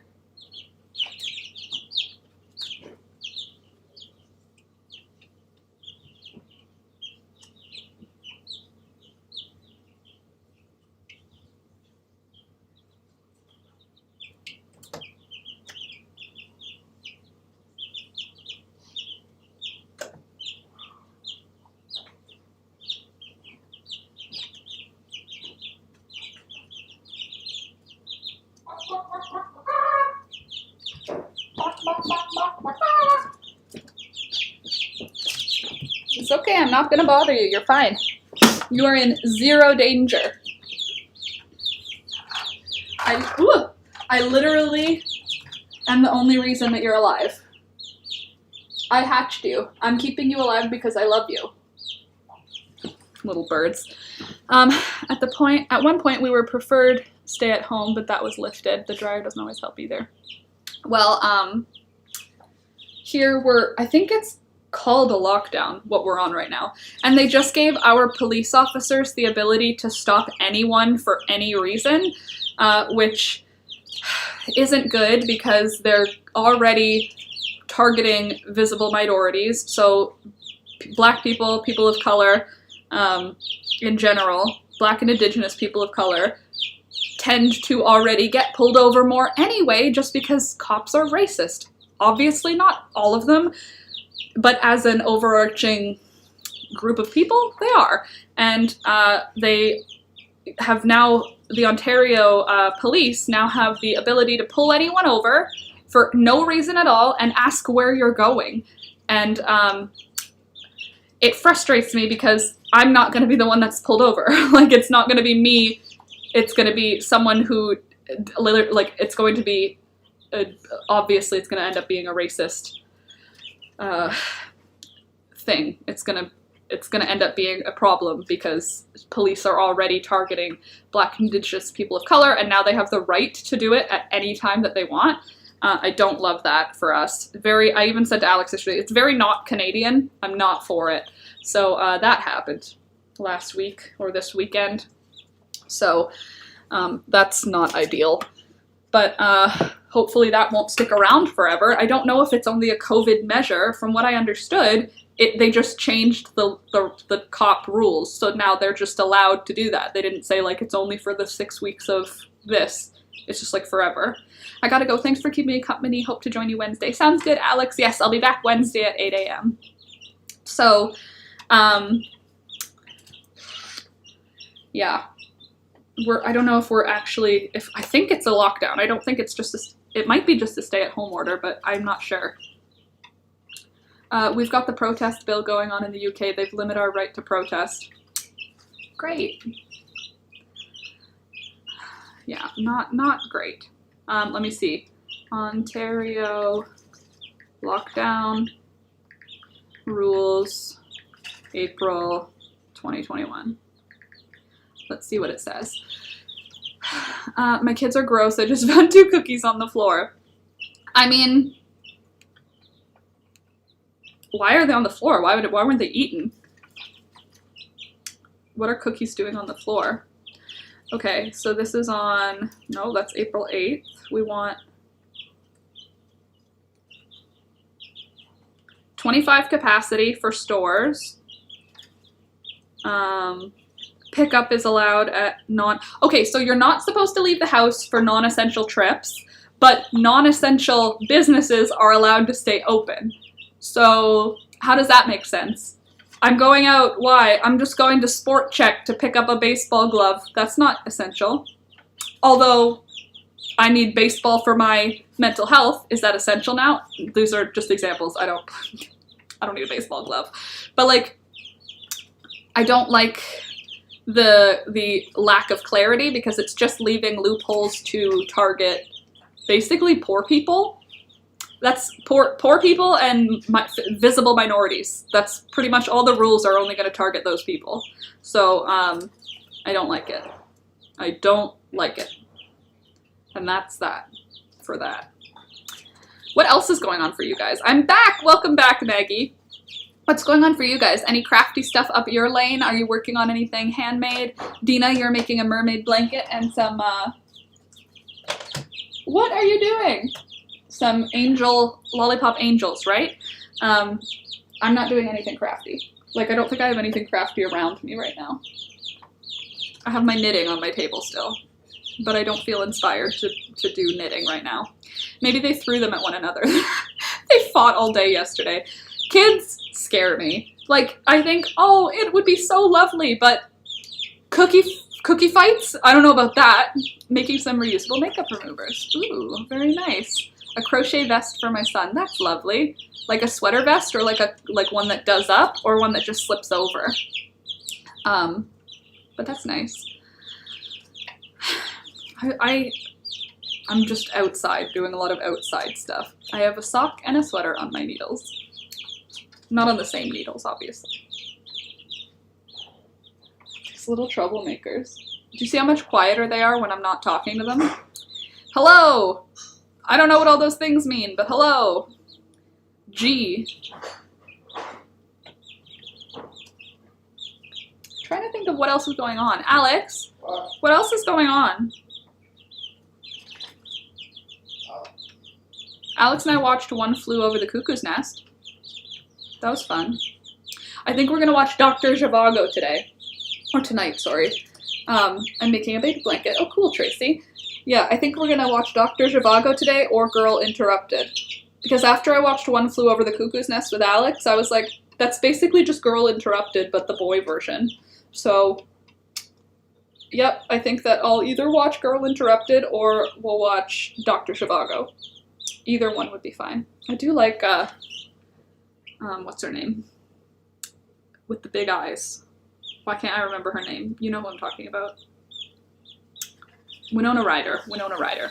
Rebecca, kids being kids. I've got my 5 nieces and nephews in and out of my place and it looks like a tornado after 2 hours. Yeah. So my place looks like a tornado without any kids. I don't know what kids would add. It would just become chaos. Full chaos here. But it's basically, it just is chaos. They'd probably fit in just fine. A couple of kids. But for today, it's put up a fence. That's the plan. Also, I haven't heard back from the taxidermist. I have now contacted him twice, and I haven't heard back. So I'm gonna try again and see if I can get a hold to see what's the situation on my CJ. And we'll see how that goes. He hasn't responded? No. No, he has not. Don't know why. Well, we can always drive out to his house and know where he lives. That's true. I mean, we paid for it. Huh? I mean, we paid for it. So, yeah. So there's that. other than making a fence, what else do we have to do today outside? I have to cover my garden. What if he resurrected CJ and is hiding the truth? He would hide the truth. If CJ was resurrected, he's such a cool cat, he probably just wouldn't tell us. But I hope not. I should go mow the front yard. I picked up some gas yesterday. Oh, good. We're not there yet. It's not mow the yard time. Our neighbor did, like yesterday while we were out burning sticks and stuff. The neighboring farm, he has like a ride-on lawnmower, and he mowed his whole lawn, but like the grass hasn't grown yet. Like, yes, it's green now, but like there's no height to our grass yet. It's not warm enough. So I think that he just like, that's his me time, you know? So he just mows the lawn. I don't even think it's the first time he mowed this year. Like, the ground isn't even hard enough to hold a ride-on lawnmower, you know? I cut the grass on Saturday. It's too wet in our yard to mow. Our lawnmower would get stuck in the mud. Sorry, my nails started, I also need to burn tree droppings. Burn tree droppings, that's funny. A funny way to put it. But yes, we did that yesterday, and we also burned our stick pile. Good morning, lovely people. Hey, Louisa, good morning. How are you all? Well, thank you. Yesterday, I planted some flowers in my little garden, and when I went to for the water to put on them, a ladybug came to visit. Oh, that's lovely. I love them. Me too. I mean, I prefer the red ones. We have orange ones here now, but they're actually like some variety of Asian beetle that they brought in to get rid of the... I don't think it was aphids. I think it was some other pest, but we had like an overwhelming like eruption one year of this pest bug, and so they brought in a different breed of ladybugs that we don't naturally have here. We have these little like almost purpley red ladybugs. Those are like our native ones, and they're like skinnier and like a longer bug. The ones that are like, they're some kind of Asian beetle. I don't know what they're called, but something Asian beetle. I don't know what the first term is. But they bite. So now there's like this hybrid of these orange lady beetles, which are red because they, I guess, have bred with our native ones, but they're round like the orange ones, and I don't know if they bite, so I'm scared of them still. Because the orange ones bite. They were brought in as a predatory insect. Why couldn't they just bring in our own native species of ladybug? Why'd they have to introduce a new type of bug? They're probably getting rid of all of our native species of ladybugs. But I do love our native species of ladybug. They're so sweet, and they're so little, and they're so red, and they're so cute. And they're predator insects, which is awesome. They eat aphids and thrips, and anything that's on the plant that they can hunt, which is so cool. I appreciate ladybugs. My little sister's scared of them. Although, I don't know if she still is, or if it's just, you know, like, I'm scared of ladybugs. That's, like, one of my characteristics, you know? Could be that, but she could also still be scared of them. But I like them. I think they're pretty. Sorry, my nails are all, like rough on the ends because I don't wear gloves when I do construction work outside or gardening because I can't feel well. Like, I can't feel what I'm doing. Like, Alex always wears gloves when he's doing anything, and so he's used to it. When I put gloves on, I feel like my fingers get stupid. I can't figure out, nothing feels comfortable, and I end up just taking them off. But the problem with that is that it chews up your nails, the dirt and the clay. It dries everything out, so then your nails end up peeling and chipping. And like, my nails are already super weak to begin with. We don't need any help with that. So that's why I'm filing my nails right now. Why am I so low now? I feel like that's a little better. I don't have anything to talk about anymore. I told you everything. The chickens are happy. I'm happy. I guess I can start knitting. Hey, Alex, would you like some fruit? I have a bowl of fruit here, but I don't know if I want to finish it. Oh, okay. Okay, I see how it is.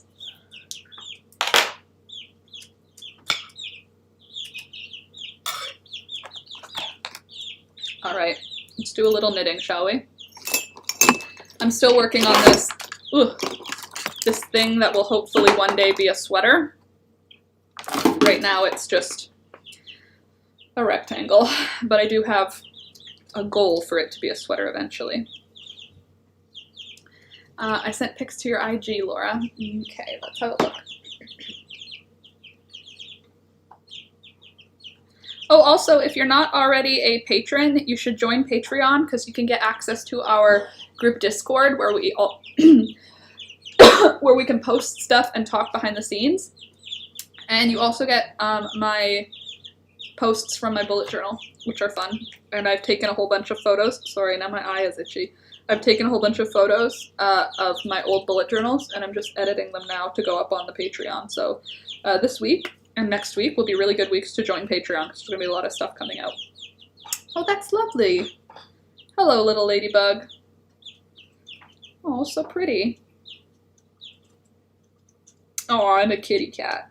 Nice front area, all tiled and pretty. Where are you from, Louisa? So pretty. All my cousins call my mom Aunt Bug because she likes ladybugs. Oh, that's cute. Oh yeah, I can't yet, but it's in my list. Oh, no, I didn't mean you specifically, Louisa. It just reminded me because you said you sent it to me on Instagram. Yes, I mean, sure, join, but yeah, no pressure. No pressure to any of you. If you're not into Patreon and you're not into that sort of thing, like no pressure at all. You don't have to support. It's just if you are in the market to support people on Patreon, it's $2 a month. And you get all that fun stuff.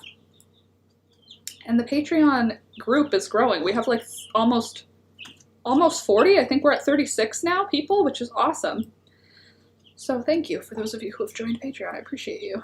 I mean, I appreciate all of you, especially those of you who like the video.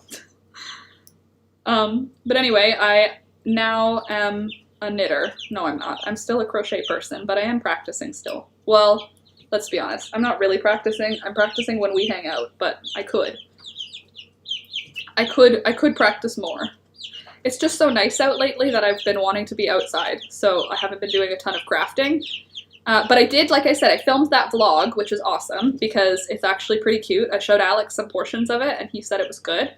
Right now it's 40 minutes long, though, so I'm trying to cut it down a little, just so it's a little shorter. I stepped away for a minute. Did you wash your hands, Laura? Yes, I did. No, I'm just rubbing my eyes with chicken fingers. Yes, I washed my hands right after I put the little ones away.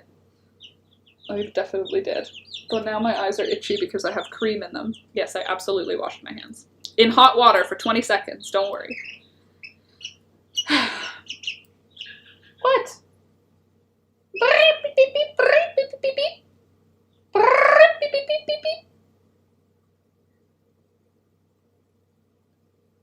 That's what I thought.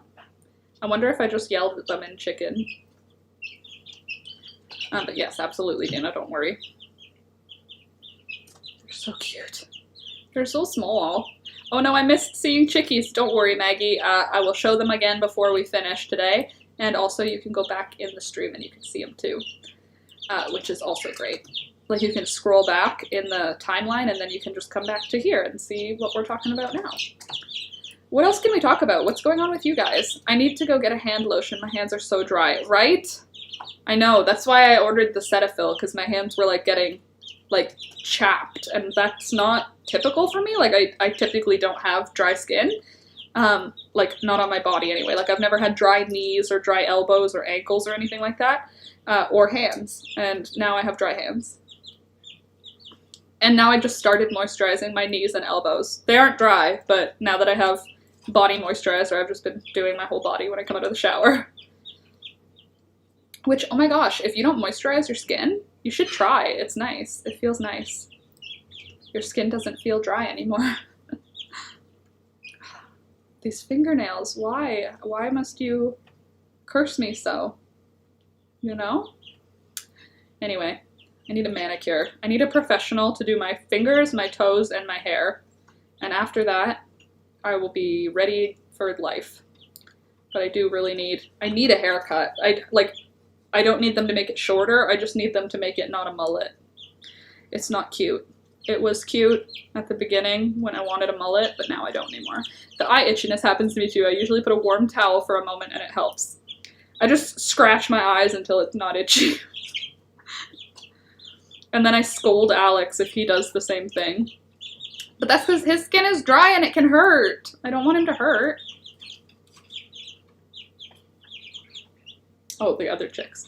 But Rebecca, you were saying before you're excited to see the silkies. Me too. I have 5 silky eggs that are still developing, and we shall see My nails are all chipped and I had to cut them really short. Yeah, well, I keep mine pretty short anyway because I do crafty stuff.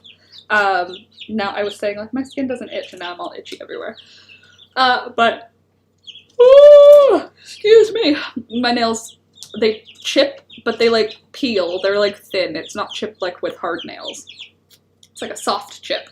But anyway, the Silky Chicks, we've got 5 eggs, and then we've got 3 eggs that belong to Sweet Pea, our bantam hen. So we should be getting 5 little babies, and then 3 hopefully small, but they also are baby. Our Rooster is a big chicken, so they could end up, I guess, medium size? I don't know how that works. If you breed a small chicken to a big chicken, do you get a medium chicken, or do you get some small chickens and some big chickens? I don't know if they blend or if they pick one, you know? I did my own spa day yesterday, soaked my feet in Epsom salts and warm water, then put a clear coat on my fingernails. That sounds lovely. That sounds like what I need, except for I want someone else to do it because I just don't do a good job at any of that stuff. I can soak my feet. I took a bath on Saturday. That was lovely because we worked outside all day. So in the evening, I took a bath. Also, I took a bath because I wanted to inspect my entire body because since we had been outside all day, I had like fear of ticks.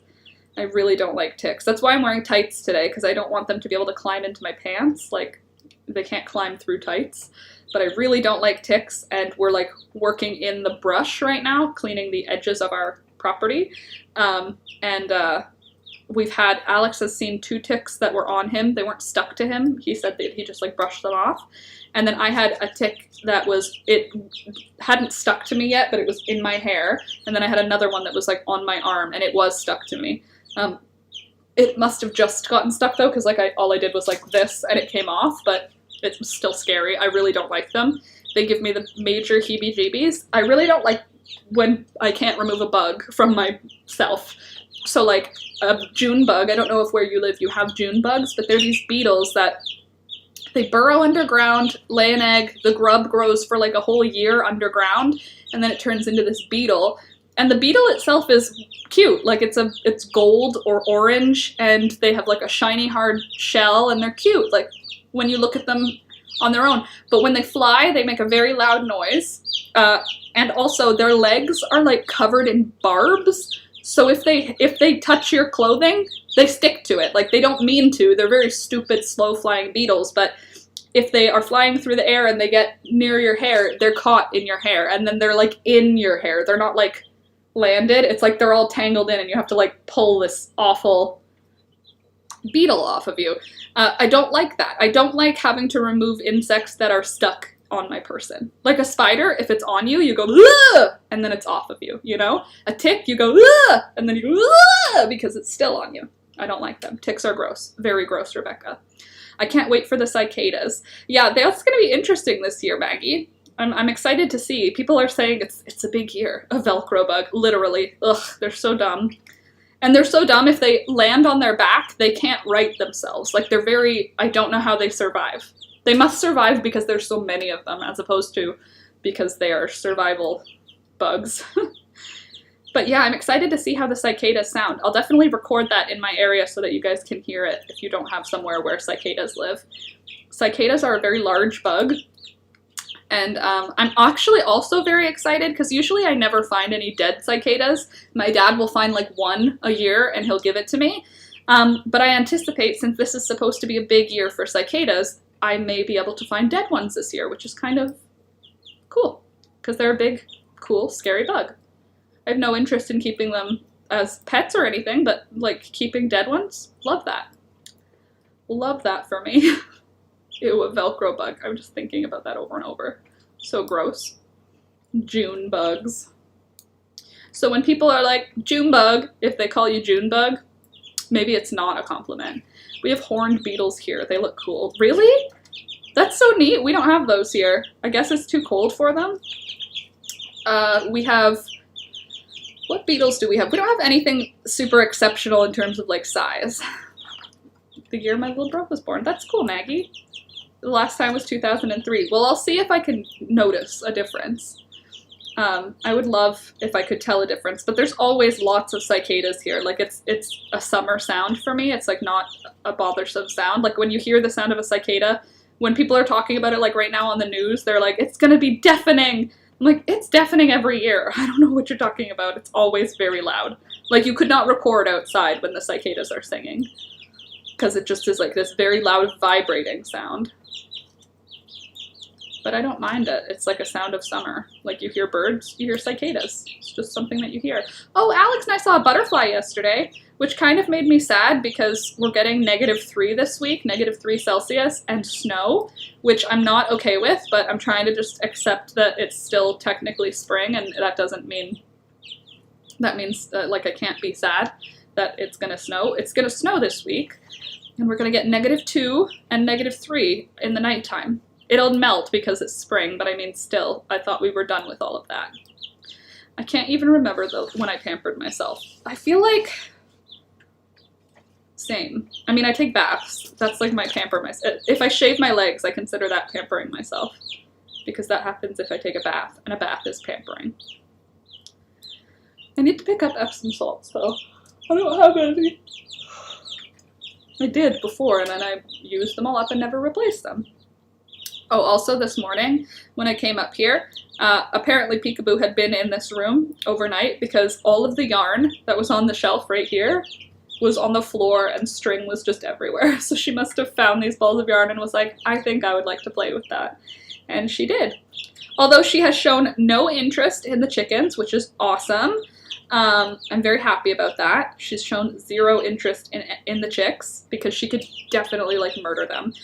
She can kill a rabbit. I've watched her drag a dead rabbit, so I know that she could kill Thunder if she wanted to. I'm glad that she isn't. Thunder is alpha in this relationship somehow. For some reason, our 5-pound Chihuahua thinks that he has authority over this cat. I think that he was like, this cat is not CJ, therefore I could be a dog around her. Whereas with CJ, Thunder had to be a little baby around her. Hey Alex, any way I could convince you to make me a bagel with butter? Thank you. I bought butter too, which is like a rarity for us. I bought feta cheese and sour cream and Parmesan cheese, like a block of Parmigiano Reggiano. And even with all of these like extras, I also got paper towels and shampoo and conditioner and soap and face wash and Resolve carpet cleaner and cat food. And even with all of those like non-food items, it was still like, it was the same price I usually spend on groceries. So I don't know how, but I must have gotten a deal on the actual food because I got, I don't know, lots of extra stuff. The feta was so awesome. Yesterday I made a dandelion Greek salad. So I went out into the yard, and the front yard, not where the chickens go, and I found the healthiest looking dandelions, and I picked the young leaves from the dandelions, and then I soaked them in vinegar, a vinegar water mixture for 10 minutes, and that's just for my own feelings. I feel like it makes me feel better about it. Like, we don't use pesticides, so it's not like I have to wash off pesticides. It's more just if any bugs were on there that I didn't see, vinegar is going to make them stop being on there. So I washed the dandelion greens, and then I cut up a head of romaine, and we had a dandelion and romaine green salad. I made my own dressing with a little bit of pickle juice, a little bit of apple cider vinegar, some flax seeds, and some Dijon mustard. And then I added olives and tomatoes, cherry tomatoes, sliced olives, and feta and onions, and we had a and shredded carrots. I know that's not part of it, we just have shredded carrots right now, so I'm using them. But we had a nice salad with our tuna lunch. So we had tuna salad sandwiches and a lovely garden salad with foraged greens, which is great. Talking about food, when are you having your next food box? So, Donka, what I did on my last grocery shopping haul, which was on Thursday, I believe I finalized my order, and then we picked it up on Friday, I ordered all of the food that we got in our previous food boxes. I ordered the correct portions for all of those recipes. So, like, 4 of the recipes include dill, so I just multiplied how much dill I need by 4, and some of them have garlic, so I picked up cilantro and, like, things I would never otherwise buy. I would never buy cilantro. But because it goes in this one specific dish, and when I ate that dish, I was like, I don't hate it. Usually cilantro, I'm very skeptical about cilantro. But anyway, when we ordered our groceries, I ordered all the ingredients for all of the food that we've gotten previously. The only changes I made were Alex and I didn't want to have pork, so I swapped one of the recipes from pork chops to chicken, and then I swapped one of the recipes from ground beef to vegetarian. But I picked up everything, like even like the fancy mushrooms and stuff. They had everything that I needed. They didn't have the correct kind of fish at the grocery store, so I ordered a different kind. But since I ordered it online, I was able to like make sure I had the correct portions of everything, like green beans and whatnot. So I actually ordered everything that goes in those food boxes, but I ordered it like groceries. So for now, we're done with the food boxes, at least for another 3 weeks, because that's how much food I bought. But we shall see. I think the next food box we're going to try is called Chef's Plate. That's the next one on the list, I think. Welcome back, Sid. How was your convo? I'm knitting. Not because I'm any good at it, just because this is what I have on the go right now. I'm not in a crafty headspace right now. I'm in an outside garden headspace. It's like I was looking around the yard in the front yard yesterday. So the backyard is the chicken yard, the front yard is the not chicken yard. So I was looking at the dandelions and being like, what can I do with them? There's so many dandelions in our front yard. Like, what can I do with the flowers? So I was looking up like salves and lotion bars and dandelion wine and dandelion preserves and dandelion fritters and all these different things. Good morning, Frida. You look more happy crocheting. Yeah, it's because I can look up when I'm crocheting. When I'm knitting, I can't look up. I know. Maybe eventually when I practice long enough, Karen, I will look happy knitting. I'm definitely more happy crocheting because I know what I'm doing. Dye with dandelions, you think? I mean, probably, right? Probably I would get a nice bright yellow from them.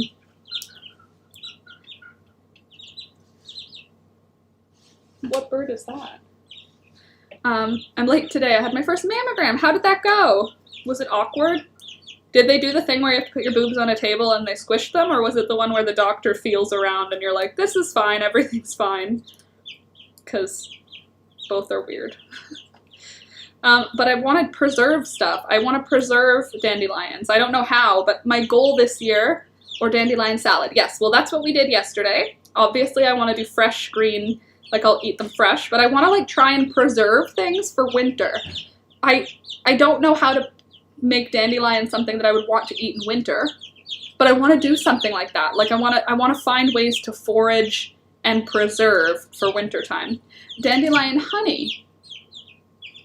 Isn't dandelion honey that the bees got the nectar from dandelions though? It's not honey infused with dandelions, isn't it? Isn't it that? You can dry the heads and the roots. Yeah, so the roots, that's a plan for dandelion coffee. But to dehydrate the heads, what am I going to get out of that? What do I do with them after? That's what I don't understand. It was totally nice. It was a very friendly nurse and a fancy machine that did a horizontal squeeze and a diagonal squeeze. Cool. Can you dry them? Yeah, so if I can dry them, what am I going to do with them? Like, that's what I mean. What else can I do with dandelions? And other stuff too. I want to forage, like I do rose hips from our wild roses, so I do that. No, you cook dandelions and add sugar after. Ooh, okay, I can do that. So like fake honey. Oh, like poor man's honey. Isn't that what it's called? Or like Depression era honey? Yeah, sugar and dandelions. Does it taste anything like honey, or is it just like a nice sweet treat for in your tea? Because I have like sugar syrups, you know, like with like blackberries and stuff. I don't know how well dry dandelions work for food though. I use them to infuse into oil for body care. See, that's cool too, you know, because you can't get them in the winter, and in the winter you're more likely to want to cook over a stove, aka body oils and lotions and stuff.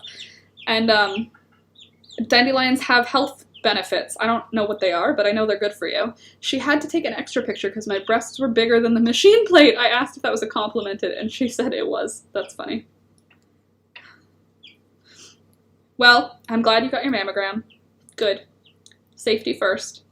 If you are a person with a prostate, don't forget to do your prostate exams, and if you're a person with breast tissue, don't forget your mammograms and your pap tests. So, Yes, hun, it's amazing. Darker color and not too sweet. Well, depends on how much sugar you put in. Okay, so how many heads? Oh, I guess I can look up a recipe for it, but still, that sounds like a good idea. And pretty. I like that it would be pretty. Pretty jars of something. I like giving my sisters at Christmas time things. I'm glad too. It was in a pink bus. Oh, because like breast cancer, pink. Got it. Cool. That's awesome. Like a traveling mammogram. But yeah, I want to preserve more things this year. It's like one of my things I want to try and have more homemade food and pantry items. Like I just want to, I want to do that. It's one of my one of the things I want to do. Like if dandelion honey could replace honey, you know what I mean? Emmy in Japan did dandelion honey, I think. Yeah. I think she did, and I think it was like poor man's honey or Depression era honey, something like that. That's why I was remembering it from. The name poor man's honey, I mean. But what other things are edible? I mean, like we have chicory, so I can do chicory root, dry that. I can dry dandelion root, infuse dandelion heads into olive oil, and then melt it together with beeswax for dandelion balm. I love that. That sounds awesome. I need to buy olive oil. We have been using almond oil for a little while now. I love it. It is a high smoking temperature, so it's great for all of the like things that you need oil for. My babka always did it. I love dandelion honey. Oh, cool. And salve. Yeah, totally. So I want to do that. I don't usually, like, how much salve do you need? You know what I mean? That's the problem. Is like, whenever I want to make something, it's like, I need like a chapstick. I don't need like a bucket worth, but like every recipe, it's like making like a storage unit worth. And it's like, I don't know. I just want to have a whole bunch of jars of useful things. If you infuse it in vodka, you can make a digestive bitter. Explain. What's a digestive bitter? Is it like you take a shot of it and it's good for you? I can talk you through that stuff too, Sid. I love you. Thank you, darling. You're welcome. You sweet man. He's a sweet man and he knows what love is. Are you excited to put in the fence today? Walks away. I make small batches. Okay, good. Then I will talk to you about it. Maybe before I go buy my oils that I'll need. Sounds great, Sid. I agree. I've lived in this house for 5 years and I've still not been able to take care of the apples from the 2 apple trees yet. I want to do that. Applesauce. Totally. Applesauce would be so fun, homemade.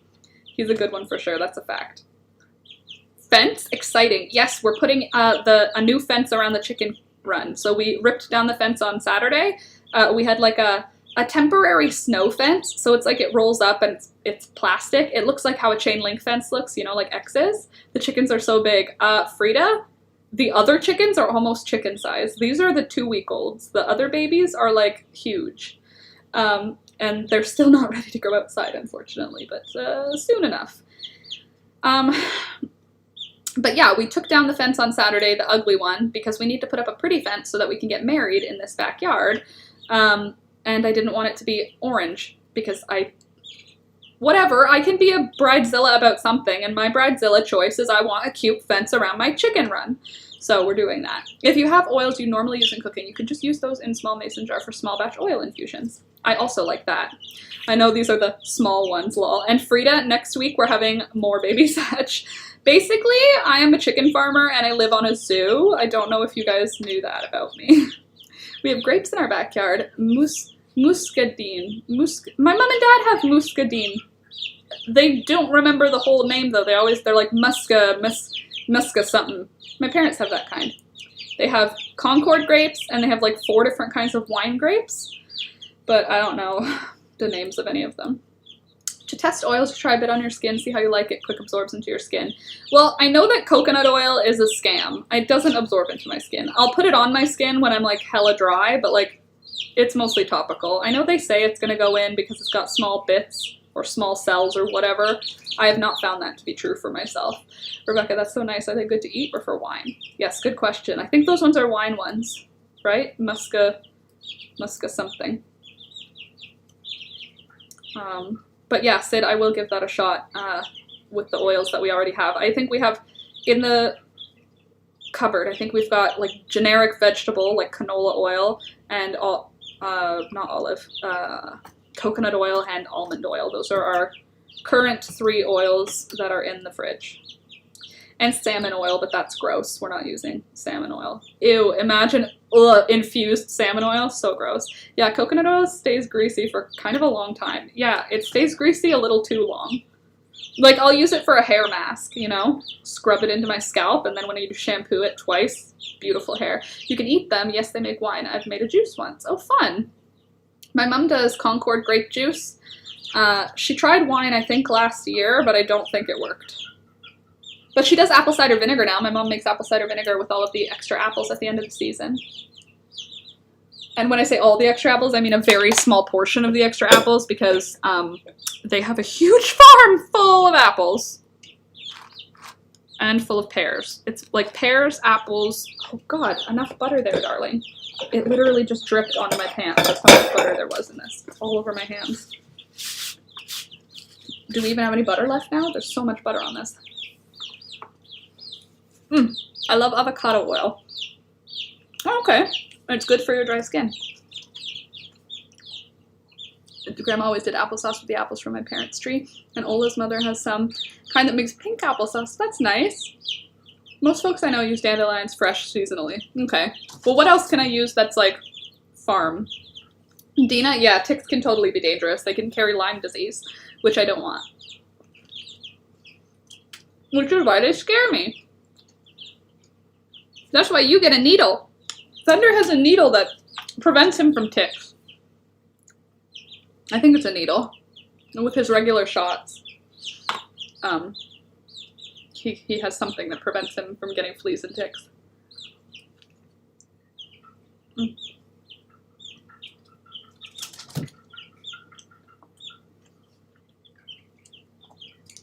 Aww. I just give the dandelions to the bunnies. It's their favorite. I wish it was the favorite of the bunnies that live here, because it seems to not be. It seems to be that my vegetable garden is the favorite of the bunnies that live here. Back again. Welcome back, Caroline.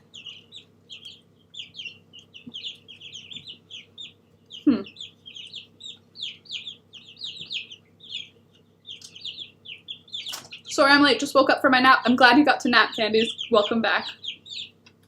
So, I'm gonna do the vlog this week.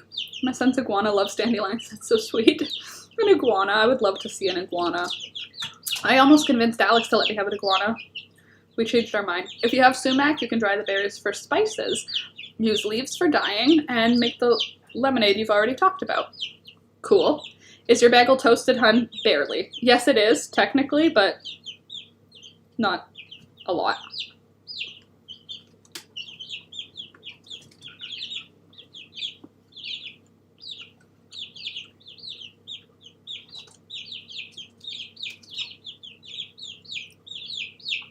So the reason I'm not speaking when I'm eating is to avoid being gross.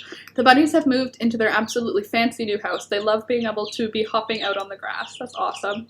Their fancy new house, so cute. I used to harvest all the sumac for a lady I worked for. While in high school, we dried it on her roof, and then she made tea out of it. Drying on the roof, that's an idea. I don't think I have access to my roof. Because we live on a single, like our house is like not 2 floors. Pics on Discord. Let's see. And 1 sheared bunny. Join the Patreon if you're not already on Patreon, because you can get into the group Discord and see pictures of Frida's bunnies, which is a great thing. Let's see. Oh, hello. Oh, look at the little guy. He looks so rough with a big, huge head and his little tufts on his ears. A sheared bunny. So cute.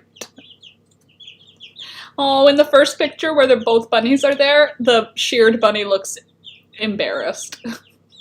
Nice bunny house, though. The disgruntled, unfloofy bunny. Exactly. That's what B called it, a disgruntled bunny. It looks like a disgruntled bunny. That's cute. We're growing more veggies to freeze and can pickle. A lot of the other things I do are about drying herbs for use in cooking, so grow what you use and harvest regularly for high yields and delayed flowing. Like that idea a lot. And I'm going to do that. I love pickling and fermenting. I want to ferment some stuff this year. What's a good ferment I should try? And should I grow something to ferment? What are you guys talking about? I hear the bigger birds going. Dur, dur, dur, dur, dur, dur. Kimchi. Ooh, one of our recipes that we had from the food box was kimchi rubbed steak. And I don't know that they needed to add the kimchi to the steak. I would have just eaten the kimchi with the steak, but it was good. Sauerkraut. Cabbage. Okay, so cabbage for sauerkraut or for kimchi. What's the other thing I'm super into? Horseradish. Can I grow horseradish? Fermented dilly beans are awesome too. Fermented dilly beans. I do want to do dilly beans this year because I am growing like a lot of beans. Like I have like, I'm growing in egg cartons right now so that I know I have 12 plants per pack. And I have like 3 egg cartons of just beans. So I feel pretty confident we're going to have a good number of beans this year. And also we moved around part of the fence for the chicken fence so that an area where the chickens can't access is like a really tall fence that the beans are going to grow up. You can pickle anything, really. True, I have pickled eggs in the fridge. The house is like a thermos with an outer and inner layer with airflow in between. So cool in the summer, hot in the winter. That's perfect. You can grow horseradish. Is it a 1-year crop or is it like asparagus? Which, by the way, our first asparagus spear, it was eaten by a rabbit, but it came out of the ground. So that's cool. If you grow horseradish, either do it in a big container like an old bathtub or put it in a location you don't mind it taking over. It spreads like crazy. Okay. I'll probably just put it in an area that it can spread because I did that with the mint. I'm kind of using the invasive species as filler. So like anywhere that's like kept in by bigger rocks, that's where mint is planted. Because that way I don't have to worry about yeah, naughty rabbit, I know. But at the same time, I'm like, they lived here first. So like if animals come into our backyard and eat stuff, that's my fault, you know? I have to protect my things as opposed to like, I'm not going to put like pesticides or I'm not going to do anything to... My plan for the bunnies is to plant a garden near the edge of our property with bunny food in it so that they pick that as opposed to coming over to like the garden near the house. Because if they don't have to come near the house, they won't, you know? That's like the deer. If they don't want to come, if they can avoid coming near the house, they'll avoid coming near the house.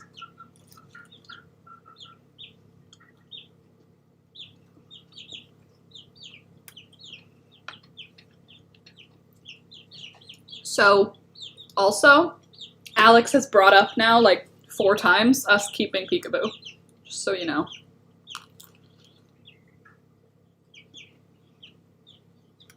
Mmm. 16 degrees. I don't think we're getting that today. 15, high of 15, so I guess so. So I haven't confirmed that we're gonna keep Peekaboo because Alex is allergic to her. He's allergic to her, but he likes her. I caught him yesterday talking to her, came downstairs, and he was just standing at the couch. She sits on the couch facing him when he's working. She's on a couch facing him, just watching him. And if he ignores her, she'll get off the couch and sit on his feet. He's working, and she's like lying down across his feet. She won't even talk to me. And she lies down on his feet and then claws. He has like cuts all on from his knee to his ankle. There's like cuts from her being like, please, can I come up? And he like pushes her down. No, you can't sit with me. Please, may I sit? So his leg is just covered in like cat dots from her claws. But I caught him yesterday. I heard him talking, went downstairs, and he was just going like, hi, how's it going? And just petting her and talking to her. So yeah, he likes her. But we've been talking. Sometimes it pays to buy extras. To buy extras of what? We put up we put up the roof on our outside seating area and the pillows for the furniture. Oh my gosh, so it's really spring where you are, Frida. But yeah, the only thing that we're kind of talking over is she's not super happy inside. And our plan for her was to be a barn cat with my parents.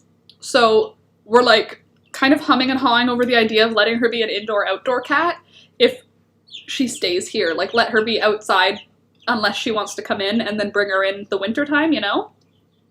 Candace, no! No! Bad road out there. You think? I've never seen a dead cat on our road ever. And we're almost at 3 years. So, I don't know. I find coupons helpful, especially when I'm not sure if I'm going to want to buy extras but not spend extra money. That's a good idea. But you don't think so, Candice? You think it's a bad idea? Because, I don't know. She's just not super happy inside. She's living. She'll adjust to being an indoor cat if you decide that's what you want to do. Yeah. Once she's fixed, I don't know. Because in my head I go, cats are indoor animals. But barn cats are outdoor animals. I don't know. You know, depends on how many cars drive by. Enough cars drive by, Caroline. But I mean, again, never seen, the only dead animals I've seen have been on the hill and not here. She lived out there before. Exactly, Rebecca. So, like, she knows the area, and I hope she would know that this is home now, like, if we let her out, you know? Summer's coming and you'll have more traffic. Sorry, just because I've lost one on a road like that. That's fair. My niece got vaccinated for her allergies, including cats. What? She got vaccinated for allergies? That's cool. That's a thing. Roadkill eaten by vermin. True. My cat is very unimpressed when I made her an indoor cat at like age 8, but she's adjusted and it's fine. Yeah, well, see, in my head I understand that, but then watching her I'm like, she just wants to go outside. Country roads are slower, that's why they're safer. Fair, and we're like not quite on a country road. We're really close. I just choked on bread. Excuse me. And of course my nose is running because I'm eating. Such a weird thing to happen. And now I'm crying because I choked. Bye, Maggie. Have to go back and look at the chickens. Have to go now to do homework. Sounds good. Have a good day, Maggie. Ugh. Country roads are slower. So, yeah. I don't know. We still haven't decided to keep her, technically. But it could happen. Except they made yours a bypass, which confuses me. No way for transport, I would think. Right. Yeah, there isn't. In between certain months of the year, there's not allowed for transports. And also, every time we had a big event where a transport truck flipped like 2 weeks ago on our hill, and they had to bring in 2 additional transport trucks to take all of the stuff and put them, like, there were like tractor supply things, like Bobcat. You know, the Bobcat tractor things. Yeah, if it's severe enough, you can get that here. It's horribly, like, tens of thousands expensive, but you get it for free if you need it bad enough. That's pretty cool, though, that it exists. I didn't even know that was an existing thing. But yeah, transport trucks don't fit down our hill. It's just not wide enough, and they try, but more than once there's been issues. Like, this one time, it shut our whole road down like 2 weeks ago, and then there were 2 transport trucks that came in to pick up the stuff that fell out of that other transport truck. And then there was construction for like 2 days.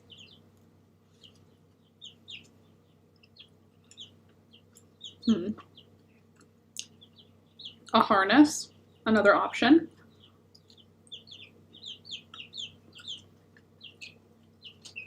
One shot a week for over 6 months. Still, if it made her not allergic to animals, sounds pretty cool to me. I wonder when that'll be like a readily available thing, you know? Probably never, because they can charge tens of thousands. She was only out while we were out. Yeah, of course. Imagine. Cats are so crazy, you'd end up with a strangled cat. You have to watch. If a cat is tied up, you definitely need to watch them.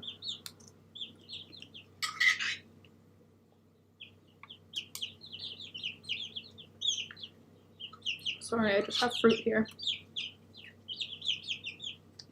Strawberries and blackberries and blueberries and cherries and raspberries. Still, I love the idea of a shot that could get rid of your allergies. Oh, good. A high up clothesline. Fair. It was mainly for her food allergies, but I guess they did them all while they were at it. You might as well. So tasty. Tasty, tasty fruit.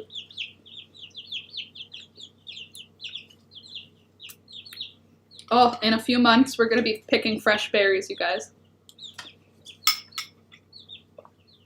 Hold on. My cat is a sacred Burman, so she doesn't have an undercoat. She literally cannot be an outdoor cat. She'll freeze to death. We take her out in the garden, which is fenced off. Yeah, well, that was like CJ, right?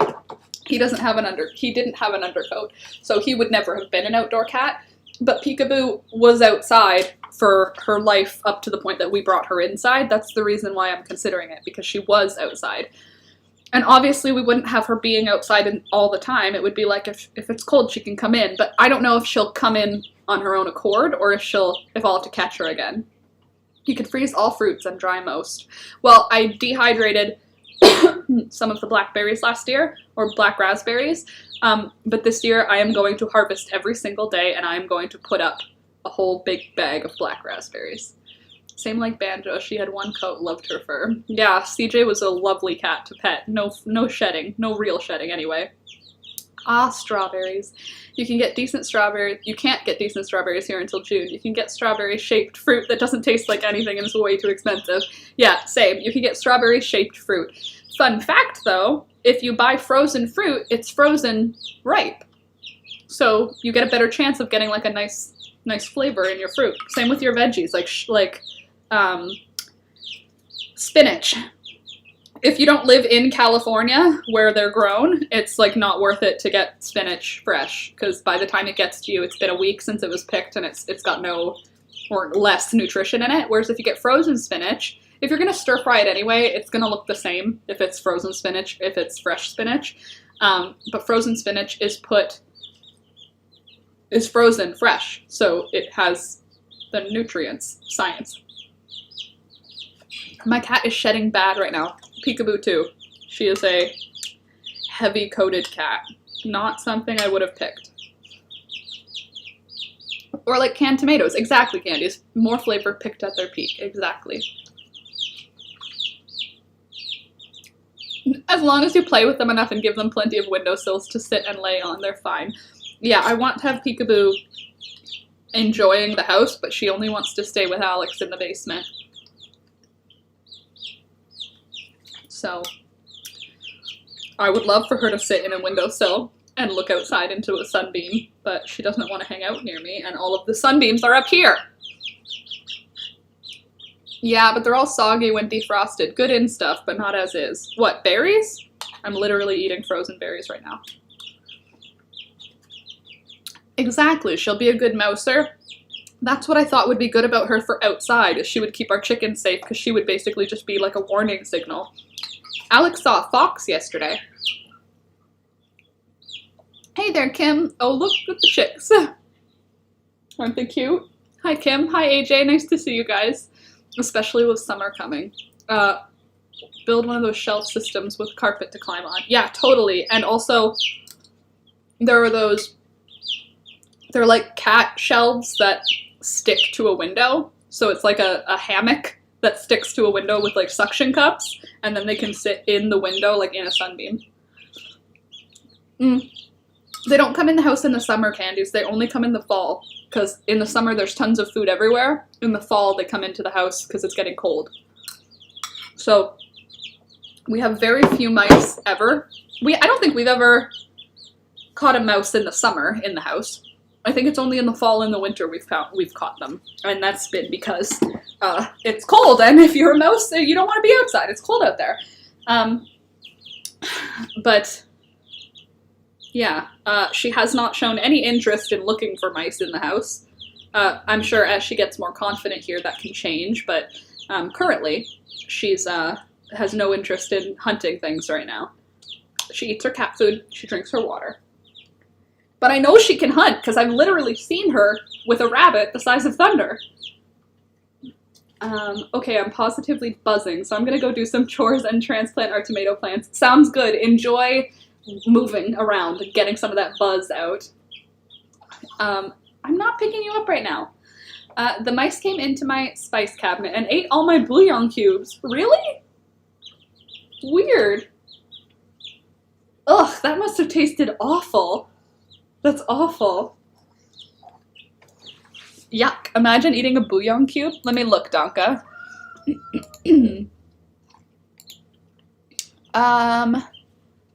I think that is called a Persian shield.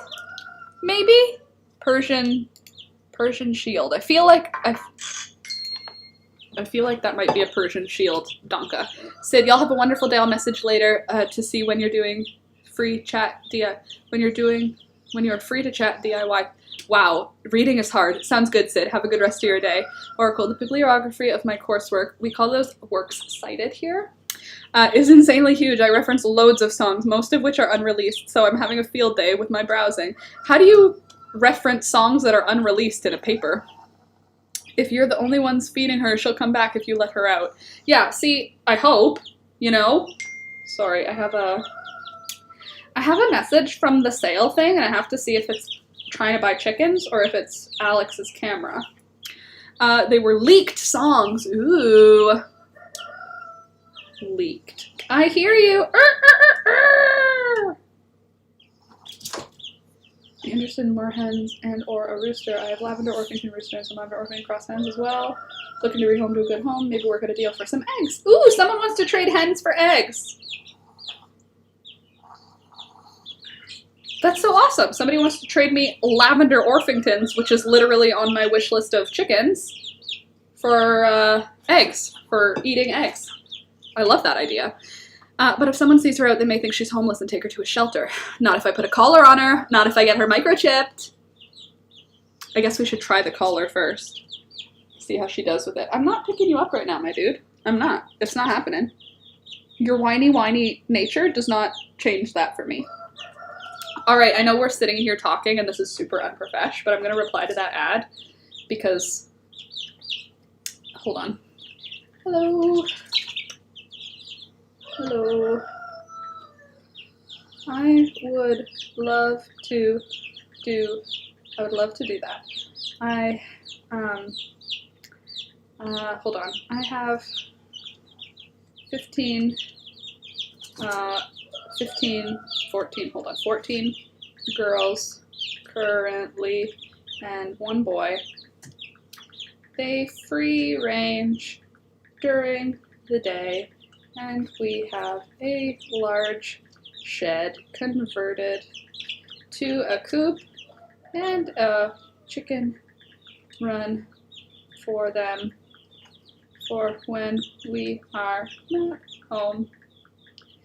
They are all,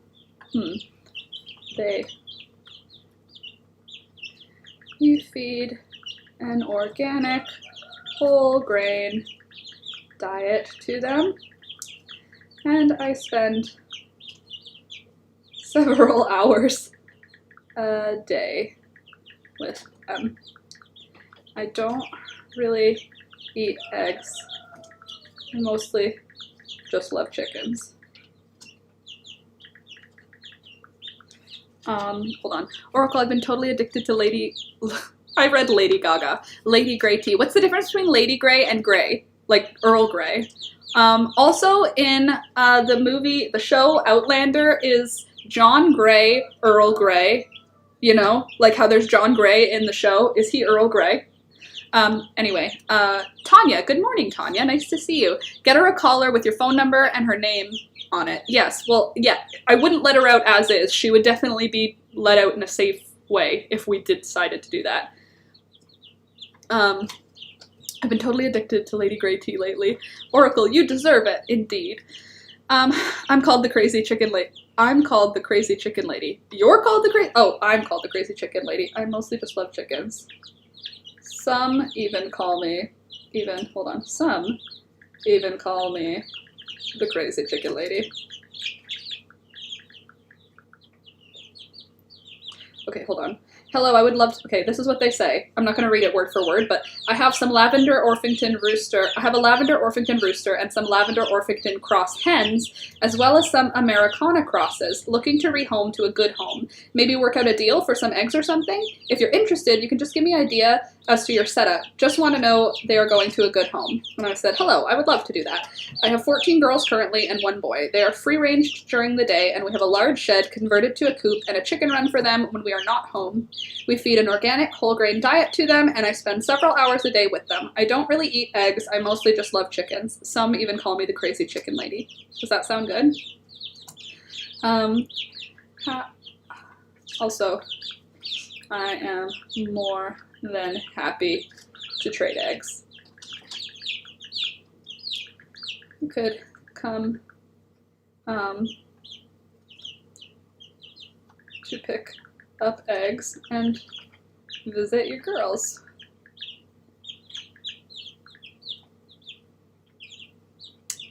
And I just have to tell them where we are. We are in blank, blank, blank.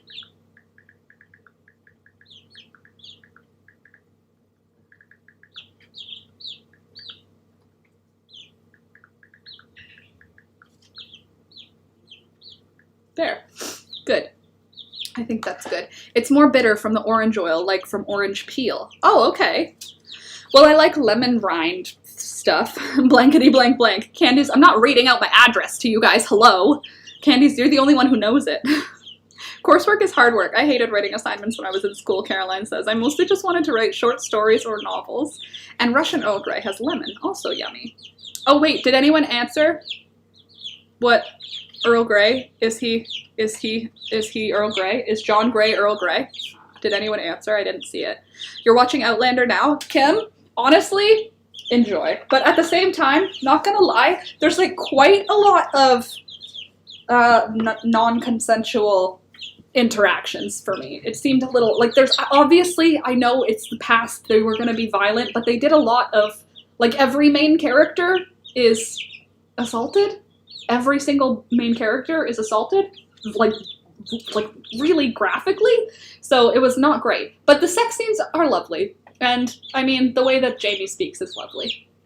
I didn't want to write about population graphs. That's boring. Caroline, I'm like the opposite. I was like, there is a correlation between people who eat chocolate and people who live in rural places. People who live in rural places eat more chocolate. I loved those, like doing statistics work where you have to like make correlations and causation and being like, it is statistically significant that the age range of people who enjoy walking by the water, like I love the statistics that come with our census. It's a very fun thing to play with. And when you're in a statistics course, you have access to these data manipulation software. So you can like, you can compare certain data points to see if they are related at all, which is super fun, I think. Named after Charles, the second Earl Grey. Is Charles the Grey? Is it? So it's not from the same guy? I would love the creative writing stuff. I was always stressed about the creative writing because the creative writing teacher is always like, creative writing is art! And I was like, I don't understand what the yellow wallpaper is about. What province is Montreal in? Montreal is in Quebec. Quebec, Q-U-E-B-E-C, but for Canadians it's Quebec, like K-E-B-E-K, Quebec. That's how we pronounce it. Anyway, writing's not one of my strong sides. I feel like writing had to be a strong side because I was an anthropology major, but it definitely was not. So there's that. Yeah. I was better at, I don't know what I was better at. I was good at some things. I had to have been. I passed and I finished with magna cum laude, which means, I don't know, I did a good job, I guess. So they gave me an award. But we don't say queen with a K. We say queen, not keen.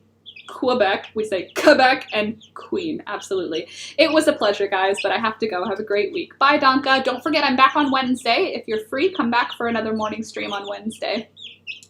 There is a thing in Swedish, ordbadsa. Wow. Ordbadsa. That's an awful word to say in English. It does not. Why would you put a D and a B next to each other and then throw a J in there? That's so hard. Ordbadsa. That's not easy. Word pooping. It's when you can ramble on about a subject. I'm not capable of that. I write exactly how many words that are needed. Short papers. That's like Alex when he speaks. We call it either word vomit or word diarrhea. So yeah, it's similar. Similar in English. Word vomit. My lifestyle is just word vomit. But bye, Donka. Have a good rest of your day, and tomorrow have a good day too. Like word vomit. Exactly, Caroline. Totally. Jeez. Cool! Lavender Orphingtons. Do you want to see what a Lavender Orphington looks like? Because they're hella cute. I've been using the word hella a lot lately. Don't come for me, okay? Lavender Orpington. Come on. Lavender Orpington. Oh, they're so cute. Look. It's like clover, but gray. It's like clover, but if clover was gray. They're good Canadian hardy chickens because they're fat. Oh! I'm pumped. I already agreed before asking Alex, but I'm pretty sure he'll be cool with it. We'll have to see.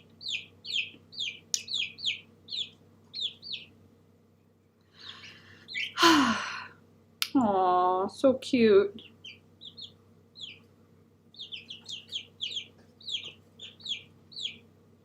That's good. Okay, sorry.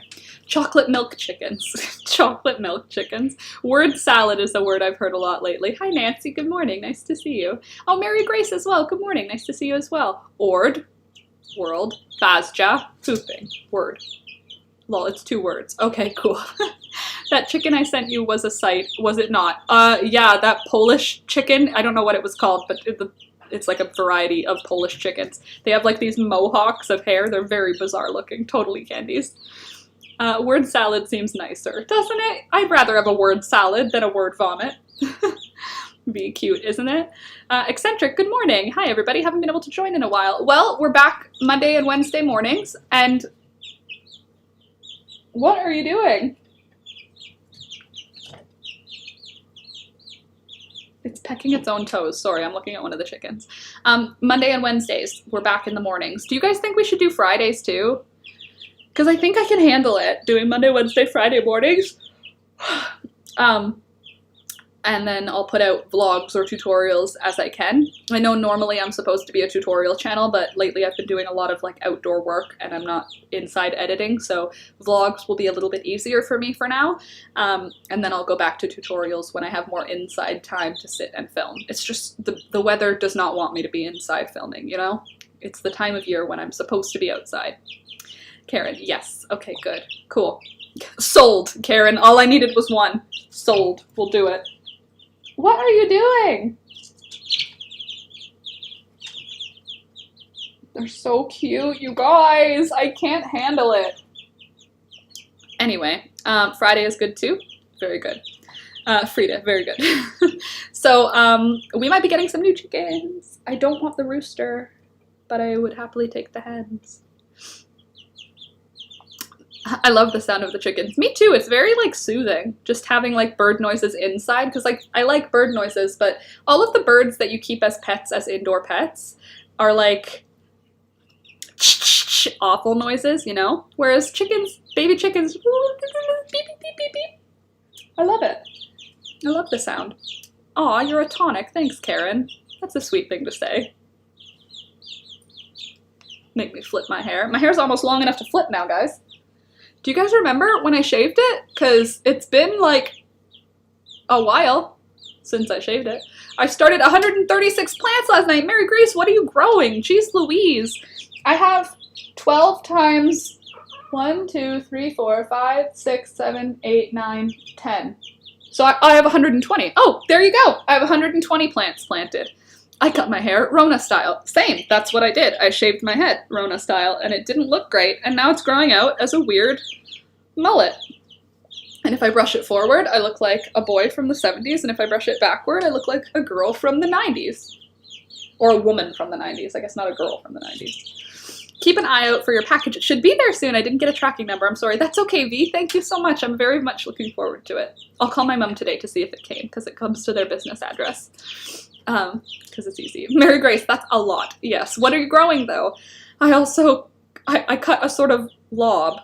I cut not a lob. I should have just not touched it, but I did. And then I had to go to a hairdresser when we weren't in lockdown to blend the sides of the shaving failure that I did. And now it's just growing back at its leisure. Not very quick hair growth, I must say. For me, anyway. It doesn't seem like it's very quick. I feel like my sister gets her hair cut once a year, my little sister, and just like chops a foot off of it, and then it just grows back in a year, and mine doesn't do that. I don't know when my last haircut was, but My natural hair color is gray brown, so that's fun. You guys, look at my basil, Mary Grace. I'm growing plants too. 120 are for my brother. Very nice. I'm growing 8 tomato plants, 4 sugar snap peas, and 4 green beans for myself. That's awesome. I've heard a centimeter a month. I thought it was an inch a month. I don't know. My sister gets 12 inches a year for sure. I'm doing climbing yellow beans, green bush beans. So I'll put the bush beans in front of the yellow beans, so it'll be like beans at the floor, and then the climbing beans will be up a trellis. I'm totally concentrated on roses this year. You can do it, Frida. I believe in you. And then I probably have 24 different kinds, 24 different plants of beans. And then I also have peas. I put peas in, mom's peas. And then I did marigolds, nasturtium, something with tiny, tiny seeds. I don't remember what it was, but something with teeny, tiny seeds. Let's see what they wrote. Okay, not to sound crazy, but could you send some photos of your setup where they would live? Not crazy at all. They're pets. Totally get it.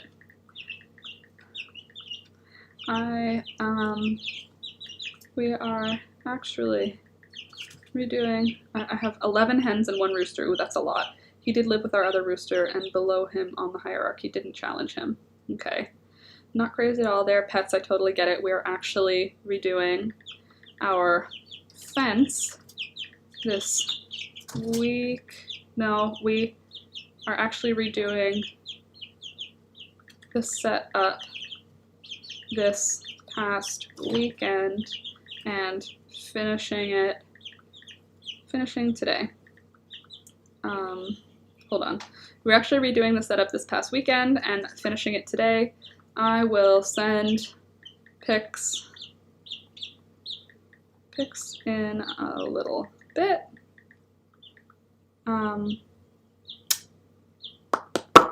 I'm growing the feather mix morning glories and dragon tongue beans. I started my nasturtium Alaskan mix already. On top of that, I'm growing bonsai trees. Cool! How are you growing bonsai trees? Cauliflower seeds are practically microscopic. I don't think it's cauliflower seeds. I think that it's scarlet runner climbing beans are easy to grow and have red flowers that attract bees and hummingbirds. I have purple sweet peas, so they make a really pretty purple flower. It's a fire tree, Frida, among 3 other ones. That's very interesting. Bonsai tree growing. I found a secondhand rose book. Seems good. Lots about cutting, soil distances, eyes, and kinds. Eyes. Interesting. Huh. Sorry, let me quickly reply. Not too crazy at all. They're pets. I totally get it. We're actually redoing the setup this past weekend and finishing today. I'll send pics in a little bit. We just did our coop clean out yesterday. Hold on.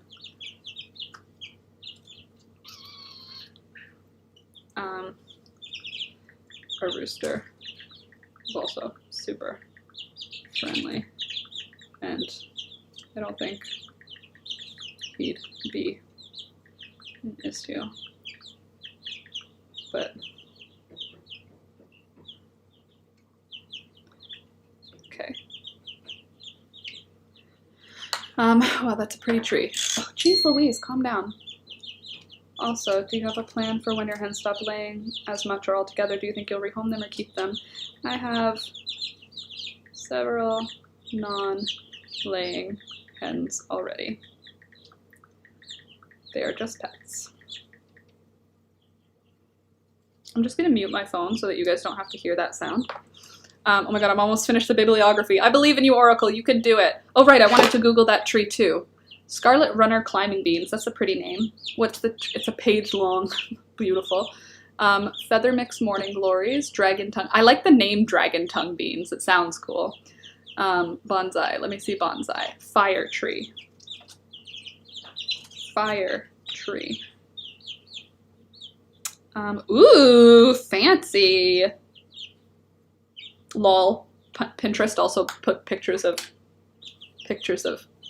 trees on fire. They are pets, not soup. Yeah, exactly. They're just like Bluebell. She's just a girl who lives in our yard, and she doesn't lay eggs, and that's okay. And I'm pretty sure Poppy is just about to stop laying because her eggs are like ugly now. Like they're always gritty. I don't know how to explain. I'll show you. I have a container of eggs from yesterday. One sec.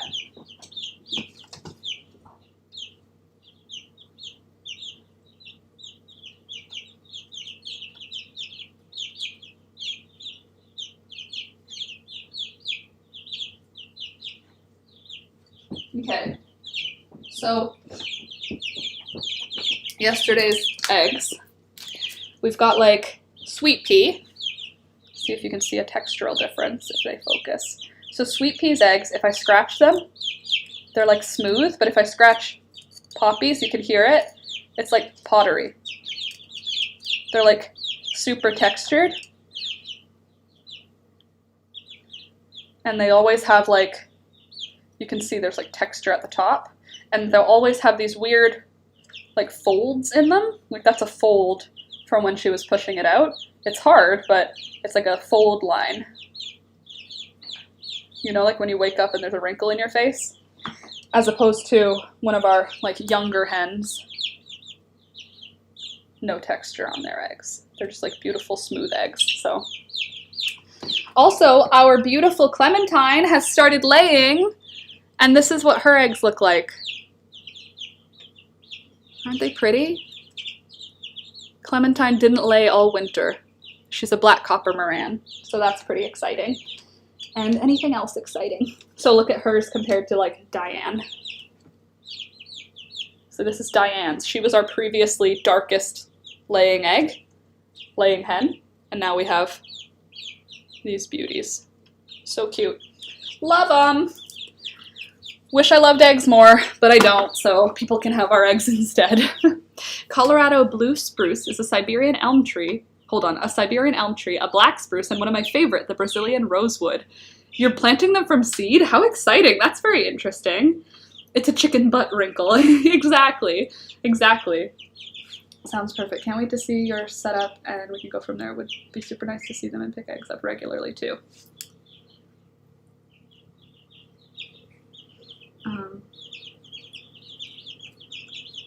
Totally. Sorry, I'm...